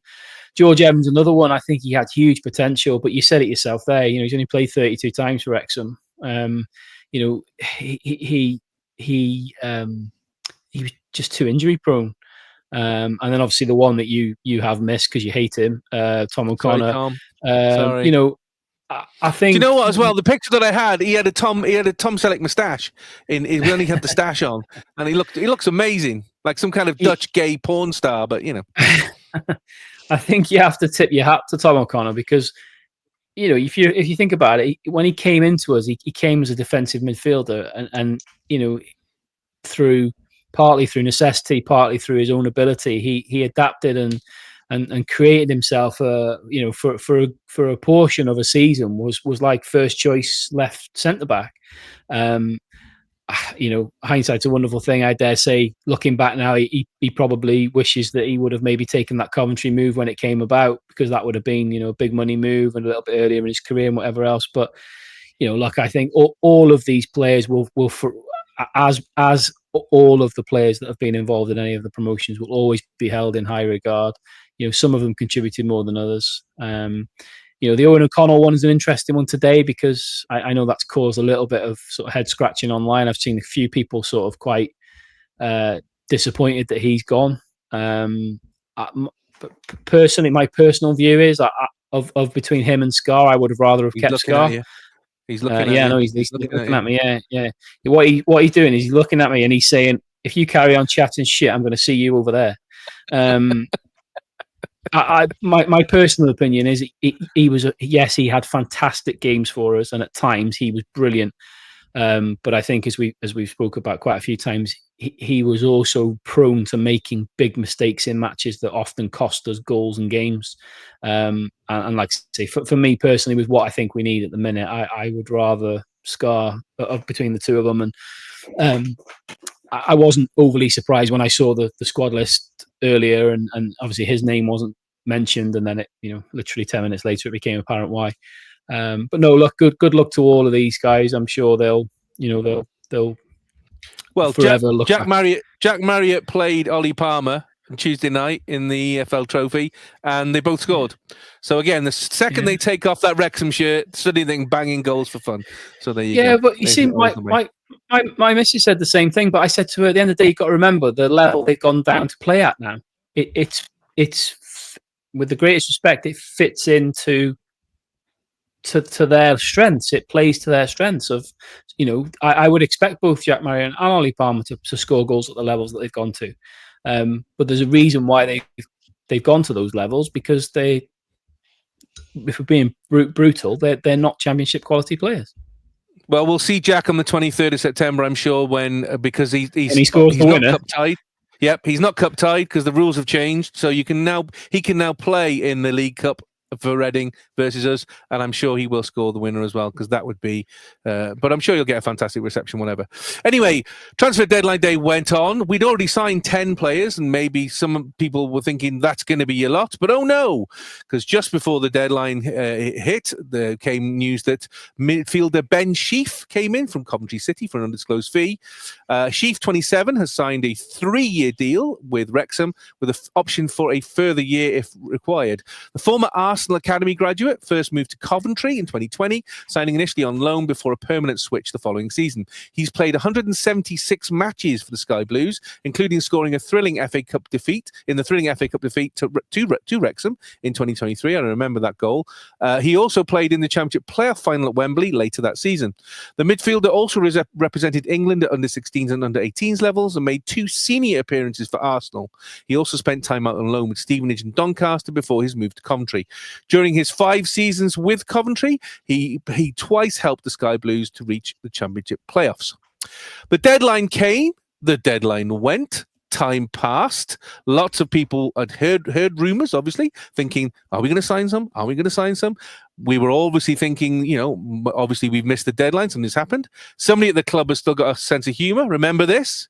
Because this came out just after 10 o'clock. 3 hours after the deadline, sent a cold shiver down my spine to see the Moon tweet come out again after the Armstrong debacle, the fact that we completely messed that up. But oh no, because actually we did sign another 2 players. Very, very late came news that we'd signed Burkina Faso international, and we love Burkina Faso. We don't love the Gambia anymore. We love Burkina Faso. We love Faso, yeah. Signed Burkina Faso international right wing back Issa Kabore on loan from Manchester City until the end of the 25-26 season. Kabore, 24, has been capped 49 times by his country, scoring twice, including being named as Young Player of the Tournament after claiming 3 assists for the Peregrine Falcons as they reached the semi-finals of the 2021 Africa Cup of Nations. After signing for Man City in 2020, he spent time out on loan at Mechelen in Belgium, Troyes and Marseille in France, Luton Town in the Premier League in 23-24, Benfica in Portugal, and Werder Bremen in the Bundesliga. He's made 137 club appearances across his career. Last season, Kabore was an unused substitute as Man City won the Community Shield. Sorry, Daz. Oh, no, it wasn't you. It wasn't you, was it? It wasn't you. It was Crystal Palace, wasn't you? Yeah. Yeah. Before a loan move, obviously, to Portuguese Primeira Liga side Benfica, where he's made 7 appearances. He completed the campaign by playing 9 times for Werder Bremen in the Bundesliga. Closely followed the back of this was a signing of Dominic Hyam from Blackburn Rovers for an undisclosed fee. Scottish international defender, 29, under recall to the national squad for this month's match against Denmark and Belarus, has signed an initial 2-year contract. Hyam is a double promotion winner with Coventry City and former player of the season with both the Sky Blues and Blackburn. He arrives at Wrexham having made more than 350 career appearances, including spending the last 5 seasons in the EFL Championship. Hyam started his career with Reading, where he turned pro and enjoyed several loan spells away before moving to Coventry City upon his release in 2017.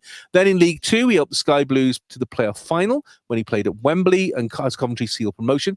2 years later, Hyam was instrumental in their promotion to the Championship, finishing the 2019-2020 season as their player of the year. He spent 2 further seasons in the Championship with Coventry before moving to Blackburn Rovers in 22.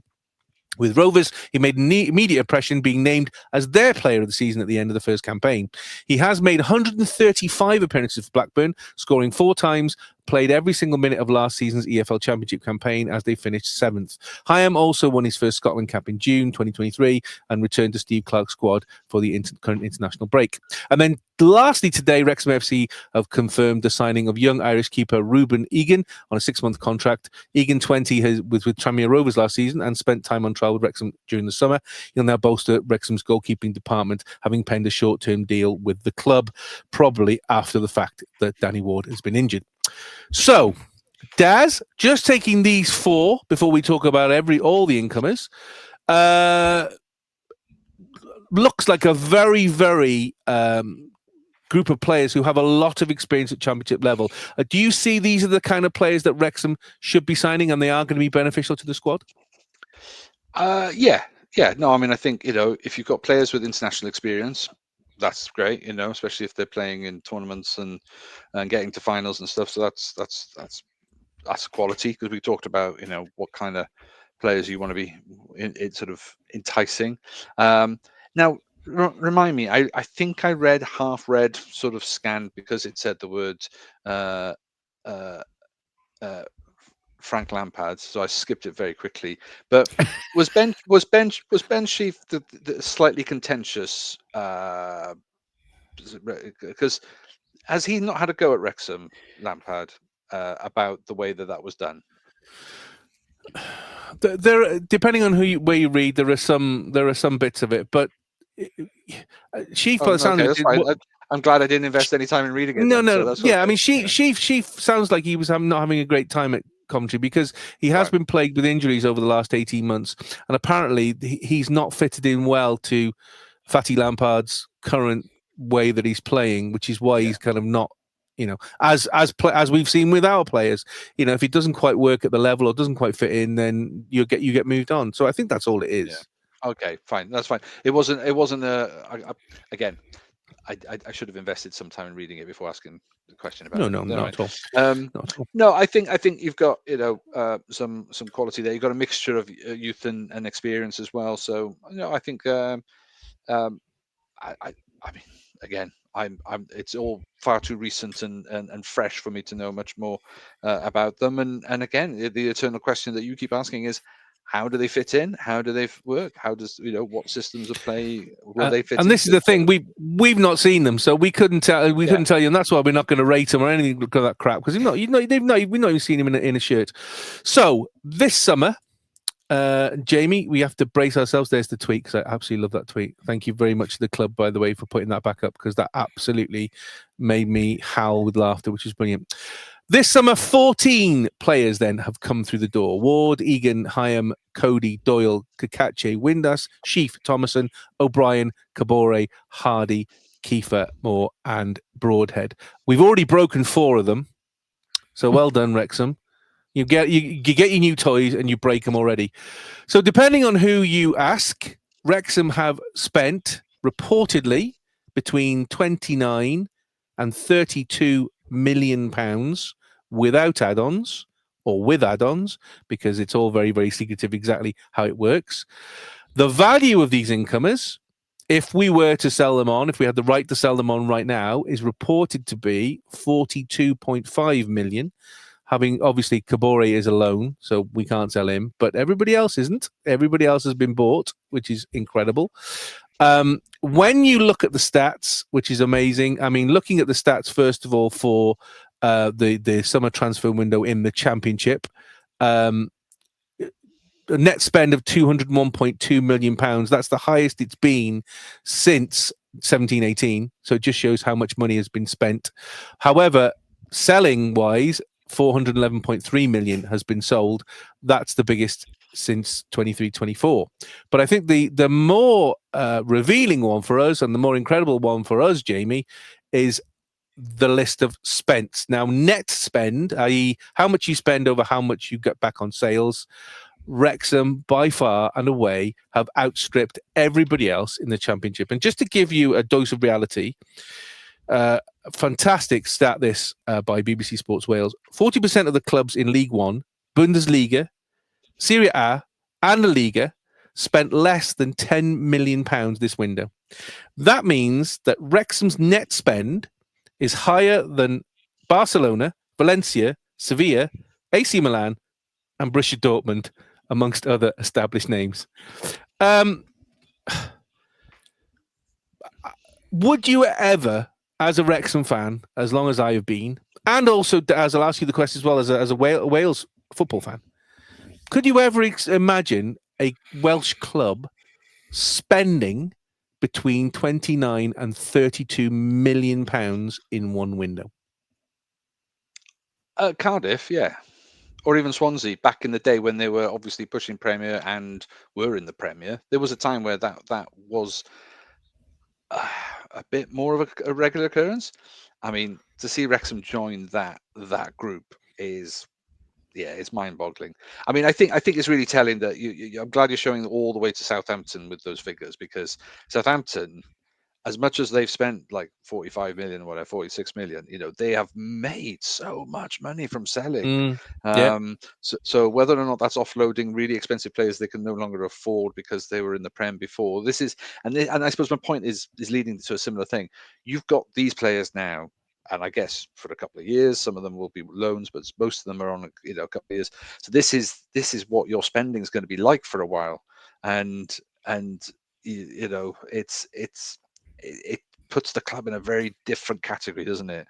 It's interesting there that Leicester has spent nothing. Obviously, PSR is hitting them very hard. I mean, there are already rumours that it looks like they're going to get a points deduction at some point because of the PSR breach they did the year before last when they got promoted last to the Premiership. But it's very interesting that obviously they've sold 52.5 million in players, but they've not spent a penny on players coming in, which is really interesting. Jamie, I don't think Wrexham have ever, in the entirety of their 160-year history, spent 29.2 million as it's listed here. It probably is more. I mean, how mind-blowing is that? It's crazy, isn't it? It kind of...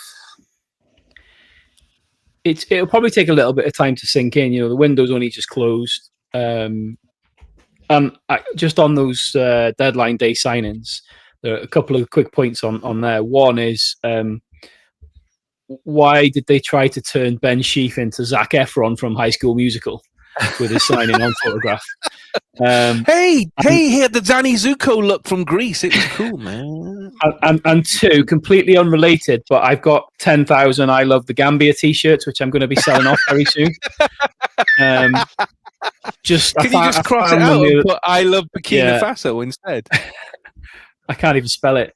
I found them the other day, so I'm gonna sell them off. No, it will take a little bit of time for this to sink in, to be honest with you, because there's just no part of it that feels normal.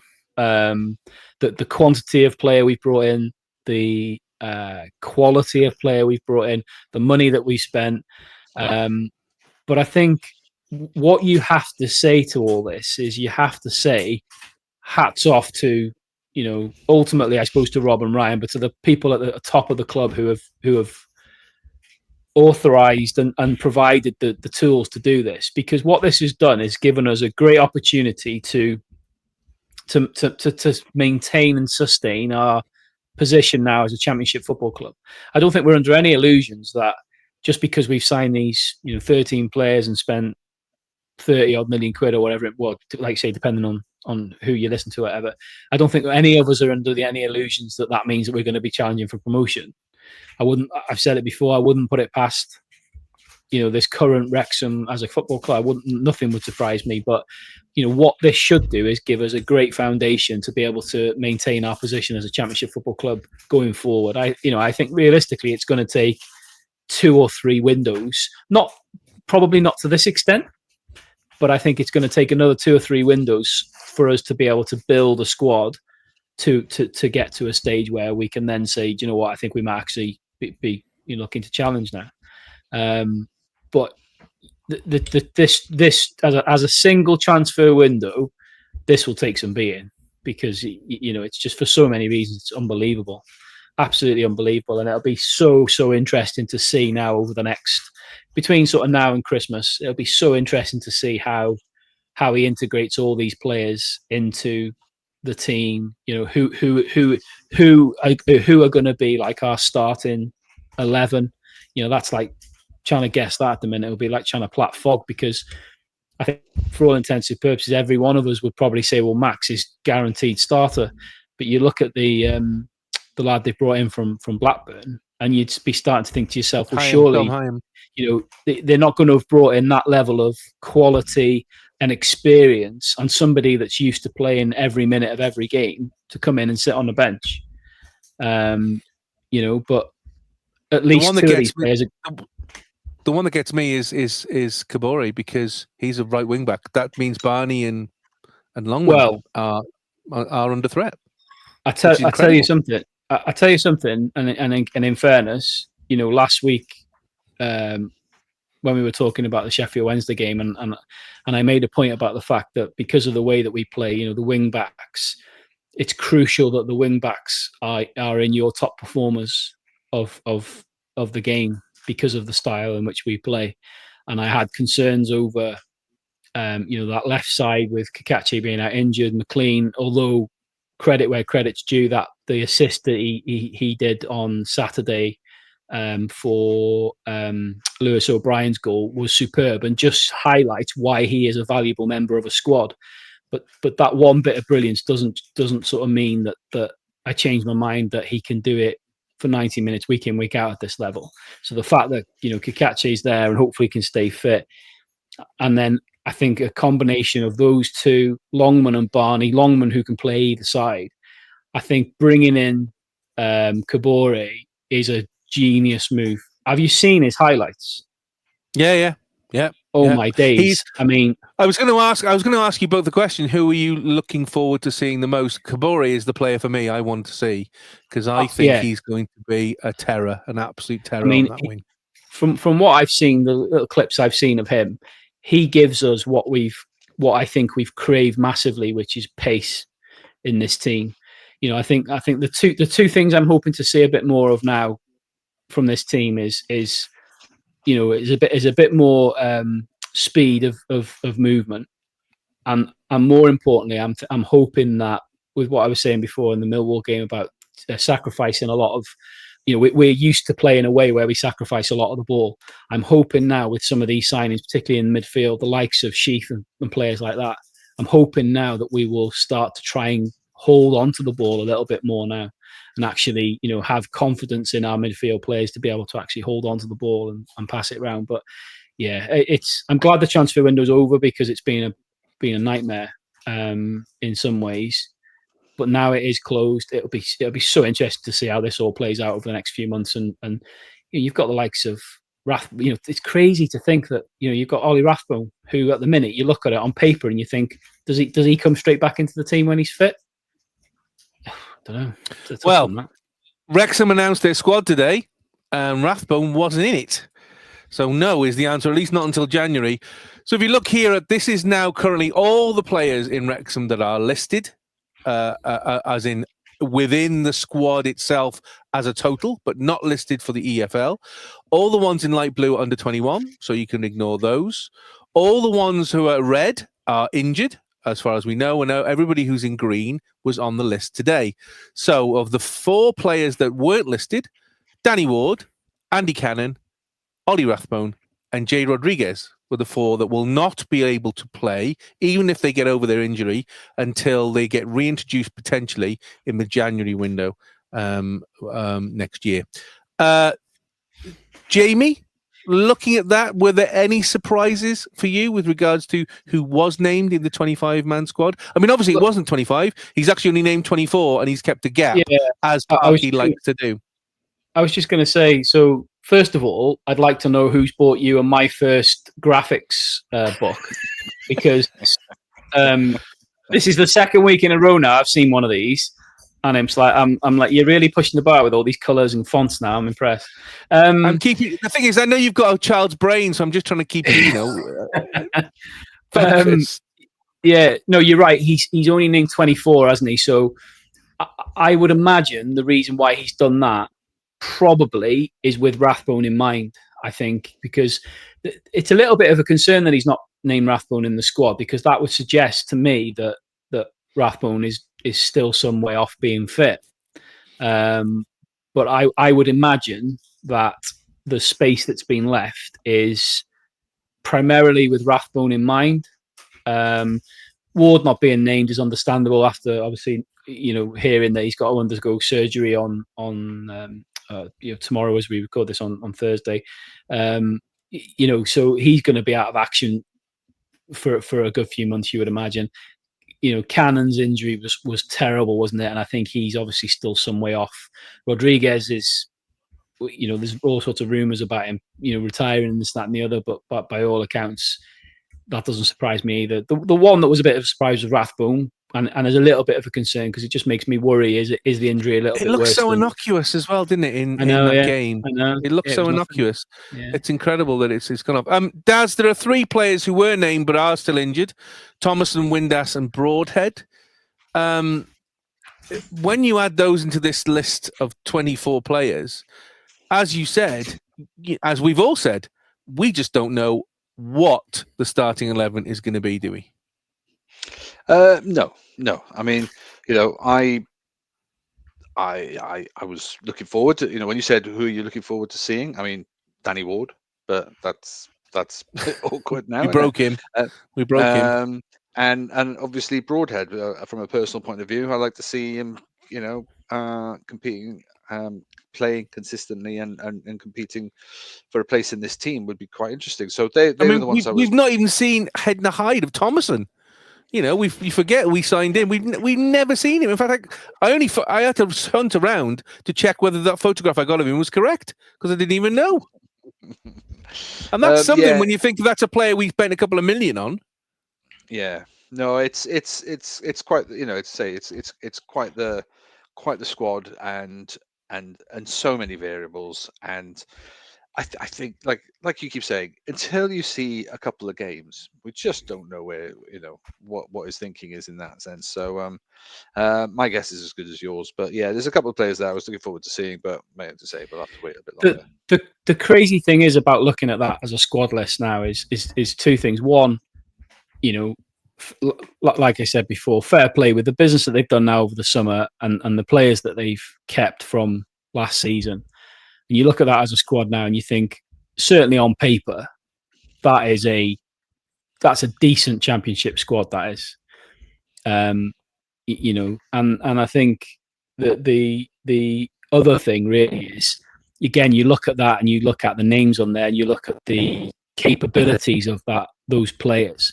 And you think to yourself there, going back to what we were talking about before about having a plan B, you have the tools there. You have the tools there to be able to set up, build, a match day squad that's capable of playing 2 or 3 different ways, with the personnel you've got available to you there, regardless of injuries. So I really, really hope that that's what this has been building to, is that all this transfer activity and these players we brought in, I hope it's with, because Parkin and the other coaching staff have already got plans in mind that they think, right, this is how we're going to play primarily, but if we need a variation, what we'll do is we do this. So yeah, we'll see, but it's exciting. And don't forget, if you think there's a lot of players there, and if I read them out quickly, because obviously some people are listening and can't see. So the 24 squad is Okonkwo, Burton, Cleworth, Scar, Doyle, Cody, Kakache, Brunt, Hyam, Chief, Dobson, Lee, Barnett, O'Brien, James, McLean, Longman, Kabore, Thomason, Windass, Smith, Moore, Hardy, Broadhead, and then the under-21s, Egan, Purvis, James, Alex Moore, Ashfield, and Rainbird. Another 11 players have gone out the door, 7 of them on loan. Which you can't see any of those loan players ever playing for the club again, can you? To be honest, that's just an exercise in financial exercise. That is, I think, if you look at the likes of Mullin and things like that, I think financially it's probably the only way that they could do that loan deal was by doing it as a loan, because it would have cost a lot of money probably to buy out the remainder of his contract. And I don't know, maybe 1 or 2 of the ones that have gone out on loan, maybe they do see there may be a chance of them coming back, but I can't see it myself.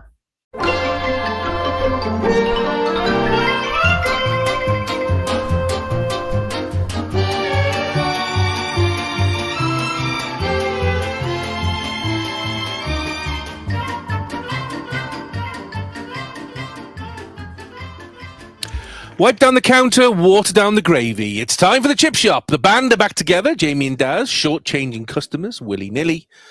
And so let's look first of all at last week's predictions. And thankfully, they were a little bit better than they have been. Millwall versus Wrexham. Both Jamie, Daz and I all predicted the Millwall win, and Wrexham did the right thing and won and proved us all wrong. So no points from that. But we all predicted a Cymru win versus Kazakhstan. Unfortunately, we were all a little bit too generous with it only being 1-0. We were all 2-0s or 2-1s, which means that Hardy to beat is still top of the league with 3 points. Worst case scenario, which is Daz, still on 3 points. Unfortunately, he's second because Jamie's hit 1 bullseye. And then my team, Pope, Fuchs, Jesus, is in third place with 2 points. So, first into the fryer tonight, it's Briton Ferry Llansawell Women. Briton Ferry Llansawell Women and Wrexham Women meet in the first game of the Adran Premier League for this season at the Renewable Centre Stadium, as it's now called, at Briton Ferry, this Sunday, 7th September, kick-off at 2 p.m. BST.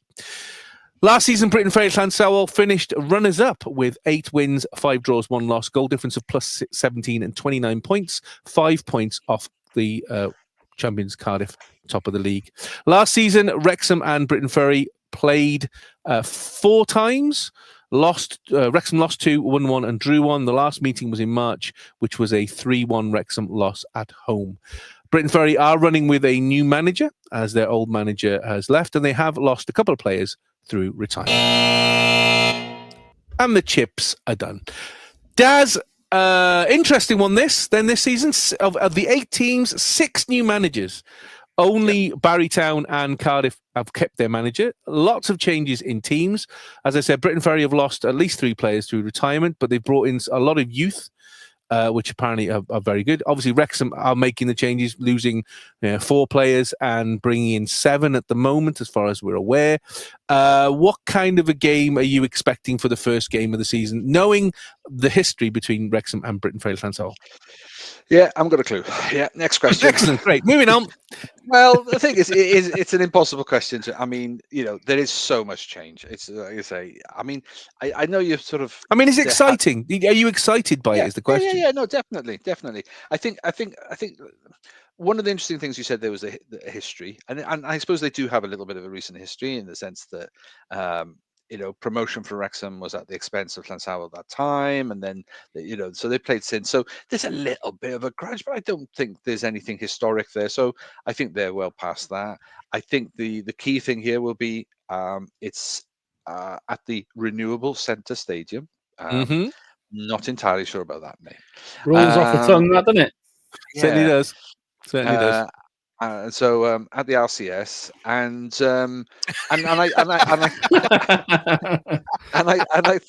I think that's probably going to play to Llansawell's favour. But new management across the board. I mean, who knows? I mean, I think one thing Wrexham's got in his favour is that they brought in some talent, some really proven pedigree, and I think that's going to shore up. And I don't expect the slow start that they had last year. I do think there's. I think it's going to be a wake-up call for those players who play for Newcastle and Wolves to go to the slopey pitch that is the Renewable Centre Stadium. I tell you that for nothing. Yeah. And they're more than welcome at Park Avenue. On our all-weather pitch as well. There's a lot to be said. I mean, I don't want to bang on about how much we're the poor sibling, nation of the big one next door, but it's a big change. So whether or not they can have you actually confirmed your manager yet? Because I know there was no confirmation that I could find. Not that I'm aware of, and I've not heard anything sort of behind the scenes either. Not that I'm, my finger's not quite on the buzz as it used to be, but I've not heard anything. But it's relying on youth, and this is where Llansawell will do well as well. They've got some youngsters coming through. I think on the basis of strength of the new players coming in, I think Wrexham will do well, but this is a completely different environment, and so whether or not they can adjust and adapt quickly, who knows? So yeah, it's all up for grabs. I'm really struggling with this prediction. So time for the salt, vinegar, and sauce score. Daz, what's your score prediction for Briton Ferry Llansawell Women versus Wrexham Women? I just told you I'm struggling. I don't. It's like I genuinely haven't got a clue. So, and it's as much of a punt on those friendlies. There seemed to be some goals going in. It do look like the look of the new striker you've got, the Pakistani international, Maz, as she was Maz. listed, Maz. Yep. So she looks like she can finish. You've got some quality finishers, and none of the keepers have changed. So loads of goals, guys. It's just got to fly in everywhere. So, so on that basis, I'm going to go 4-2, and I have no reason to Wrexham, but I've got Thank you. no grounds whatsoever for any foundation to that statement whatsoever. So 4-2. What the hell? Jamie, what's your score prediction for Briton Ferry Llansawell Women versus Wrexham Women?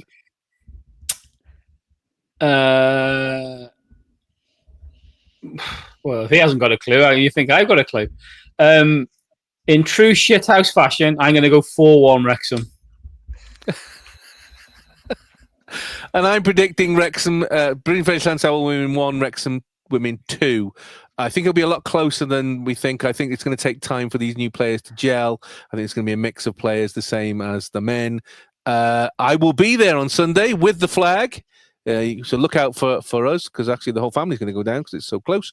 And Daz, you could go as well. It's not that far from you. It's only by Swansea. You could go. I'm just saying they do good burgers. The burgers are good. I can definitely recommend them. And Is that where we're getting the Scram review for next week? Yeah, I think it probably will. Yeah, I think it will be the Footy Scram review will be coming from Briton Ferry on Sunday, I think, to be honest. But yeah, I think 2-1. I think Wrexham will have a win. I think it'll be a feisty game. Yeah, I'm looking forward to it, because actually I'm quite excited to see what this new cohort of Wrexham women's players can do. So let's wrap those chips up to keep them warm. And next into the fryer, it's Canada. So a friendly versus Canada at the Swansea.com Arena on Tuesday, the 9th of September, kickoff 7:45 p.m. BST. Canada are ranked 28th in the world, with Cymru ranked 31. Canada played their first international in 1924. They made the FIFA World Cup finals in 1986, 2022, and are co-hosts for the World Cup next year with America and Mexico. They've reached 4th place in the Copa America in 2024, currently managed by Jesse Marsh since May 2024. And so far in 2025, they've played 8, won 4, including a fantastic 2-1 win over the USA. They've drawn 3, and they've lost 1. Cymru and Canada, I didn't think they'd met before. Then I remembered, yes, they have, because I've been to one. But they've actually met 3 times before. Cymru have lost 1 and won 2. And their last meeting, which is the one I went to, was in 2004 at the Stoke Kairas. Cymru won 1-0. Paul Parry scoring his only ever goal for Wales with a header. And Bellamy up front. And if you look at the pictures of Bellamy with his hair and his earring, he looks a right state. Honestly, I don't know what he thought that was a good idea. But yeah, but that was that there. And great day. I remember the cop was absolutely rammed that day, and it was quite a warm day. And the chips are done. Daz, so friendly doesn't really matter. What's the benefit of us playing Canada at Swansea on a Tuesday? It'll keep the Jacks quiet for a bit longer, because No, that won't work, will it? Well, no, maybe not. No, but I think it's important that we do play. I mean, in the same way that we've always promoted the fact that the national side should play up in Wrexham, on that same basis, they should play in all the hubs, the metropolises of Wales, including Swansea and Aberystwyth. And I just think. He's got to experiment. He's got to try some stuff. He's got to make the most of this opportunity and play different formations, and maybe just learn something. Because I think the whole point of a friendly, especially this one, which is after the competitive game, if it was the other way around, we'd be having a different conversation. If today was the Canada game, and then we flew out to Kazakhstan, and it was about trying something, team bonding, all of that kind of thing, makes sense. We've done the competitive game now. We've got the points. Thank you very much. So we're going to fly back. So probably knackered. So he's got to do a bit of squad rotation. Maybe play those youngsters, and maybe a couple. Say Kabanga from the start, or get Colwell in there, or so just see what can he learn, because they're a good side. They're matched pretty evenly. You know, like you said, 28th and 31st in the world rankings. I think it's the highest Canada's ever been. I think in the ranking system, something like that. They've not been much higher than that, and we've not been hugely further than that either ourselves. So, and yeah, they've had some sort of notable victories in against the States and Ukraine and things like that. So we know they can beat good sides, but they've also, you know, the most recent games, like I say, they were in that CONCACAF Gold Cup tournament thing. Ecuador and teams like that. Yeah, El Salvador and Guatemala. They had lost to Guatemala in penalties, which I don't know. It doesn't. You know, I'm not sure what that level is, where they are at the moment. Of course, it's an important year for them with the World Cup coming as hosts. So, yeah, I don't know. I think I'd like to think we'll go a little bit ambitious. I think we'll just try and be, you know, play some players that haven't had the sort of the caps yet or the game time, and try new things, because I think Bellas knows enough about his first team to not worry about that. So you know, opportunity not to be missed, I think. Jamie, keeping more plays, yes or no? Purely from a Wrexham point of view, I would hope not. You know, I think he's had a very tough. He needs a rest, doesn't he? He's had a very physically very tough start to the season. You know, he's had that ankle knock and stuff, but he's also had a hugely influential start to the season for both Wrexham and Cymru after scoring today. So I would be very surprised if he starts the game, if I'm honest. He came off early again today, didn't he? Because he had a knock. He had another knock today, didn't he? So I would hope that, like Daz just said, my hope and my expectation, to be honest, is that it'll be quite a heavily changed and rotated team. We've got some quality in that squad now that, you know, the likes of Lewis Kumas that didn't even get on the pitch today, for as an example. You know, that's what these games are for, isn't it? Give players like that, who have got all the potential in the world, give them the minutes in the games like this, where, okay, you know, it's not going to be hugely, I'm saying, competitive. There's nothing riding on it. It's a friendly, but this is the type of game where you like Dad says, you learn about members of your squad, don't you? And that's kind of how I expect Bellamy to approach it, to be honest. So time for the salt, vinegar and sauce score. Jamie, what's your score prediction for Cymru versus Canada?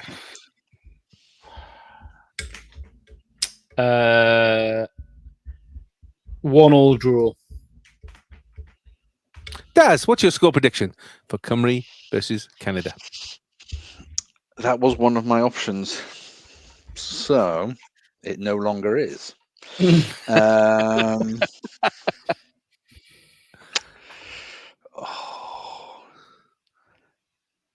I'm gonna go 2-2. And I'm predicting Canada 2, Cymru 1. I think it will be a hugely changed side. I think Bellas will use this to really give the fringe players from the squad a bit of a run out. And I think Canada are going to be too strong, because I think they're going to play a fairly decent side. Because don't forget, they've not had any competitive games. They have no competitive games because they've not had anything to qualify for. I know they've had the CONCACAF, but from a point of view now, they're looking at the World Cup. This is their time to just go for it. So I think they're going to have too much. So I can predict a Canada win. So let's wrap those chips up to keep them warm. And we'll be reviewing both these games in next week's pod.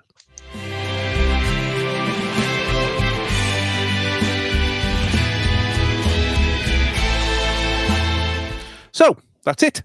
There we go. Next week, we'll look back at the first game of the Adran Premier League season versus Briton Ferry Llansawell. And as I said, I'll be there on Sunday. So if anybody is coming, Daz, looking at you, please feel free to say hello and say hello to the flag, have the picture taken, whatever you want, doesn't matter. We'll also obviously look back at the national friendly versus Canada. I've got a ticket for that as well. So I don't know whether I'm going to go yet, because Sean from the Red Horde, who is the Canadian Wrexham supporters group, has asked if I want to do a watch along. So I don't know whether I will go and watch it live or whether I will do an online watch along with him, and we'll swap news about Canada, Cymru, and Wrexham between us, which would be amazing. we will then obviously next week look as well to the restart of the Championship side, where we welcome Queen's Park Rangers to the Stoke Kairas, and Wrexham's Women's first home game of the Adrian Premier, where they take on Barry Town United. Please let us know your comments, your queries, your questions, either via email, eatmorechipspodcast or oneword@gmail.com, or via YouTube or via Spotify comment or whatever it may be. Obviously, we always welcome your usual comments and questions. Obviously, my thanks as always to the Lauren Hardy of this pod. Nice to see that Judith Chalmers has finally come back as well. So thank you, Daz. Nobody will get that reference. Yeah, there's a certain age group, and I'm not sure if they're our demographic either. But what am I supposed to say? Buonasera or something like that, or au revoir. There we go. I tell you what, you don't want to drink any more of the red wine because you're turning red. You just want to watch it, mate. You're gonna be like something like Charlie in the Chocolate Factory when they eat the blueberry too much. And thank you, Jamie. Pleasure. If anybody, by the way, needs to pack boxes or what are you going to do with Monty? Are you just going to put him in a box? He won't give a shit. He'll literally just be put in a cat carrier, moved, and he'll just be lazy and eating shit in a new environment like he does now. Sounds like me. Hey, look, it's moving house, one of the most stressful things you can ever do in life. But it's not like I'm doing it at my busiest time of year with work, is it? So, no, could be worse. No, not at all. Yeah, absolutely. Could be a lot worse. My name's Welsh Techie. Thank you for watching. And of course, as always, come on, Cymru, and come on the town.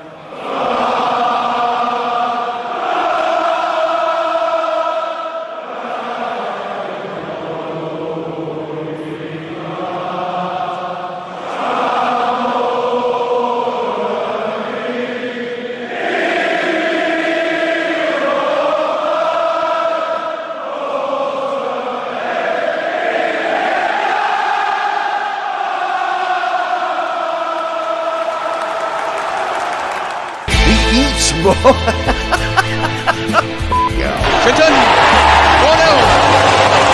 Thomas, after like a goal. That's number 5. Plays it through to Bellamy. Craig Bellamy. It's 2-1 Wales. Craig Bellamy. Tony Hughes for Wrexham into the lead. And that's it! Wrexham are champions! Wrexham are champions! Wrexham are the FA Trophy winners 2013! Alex Cross, great ball! Equaliser! Elliot Lee! Back to back to back promotions. Can you believe it? The Eat More Chips Podcast!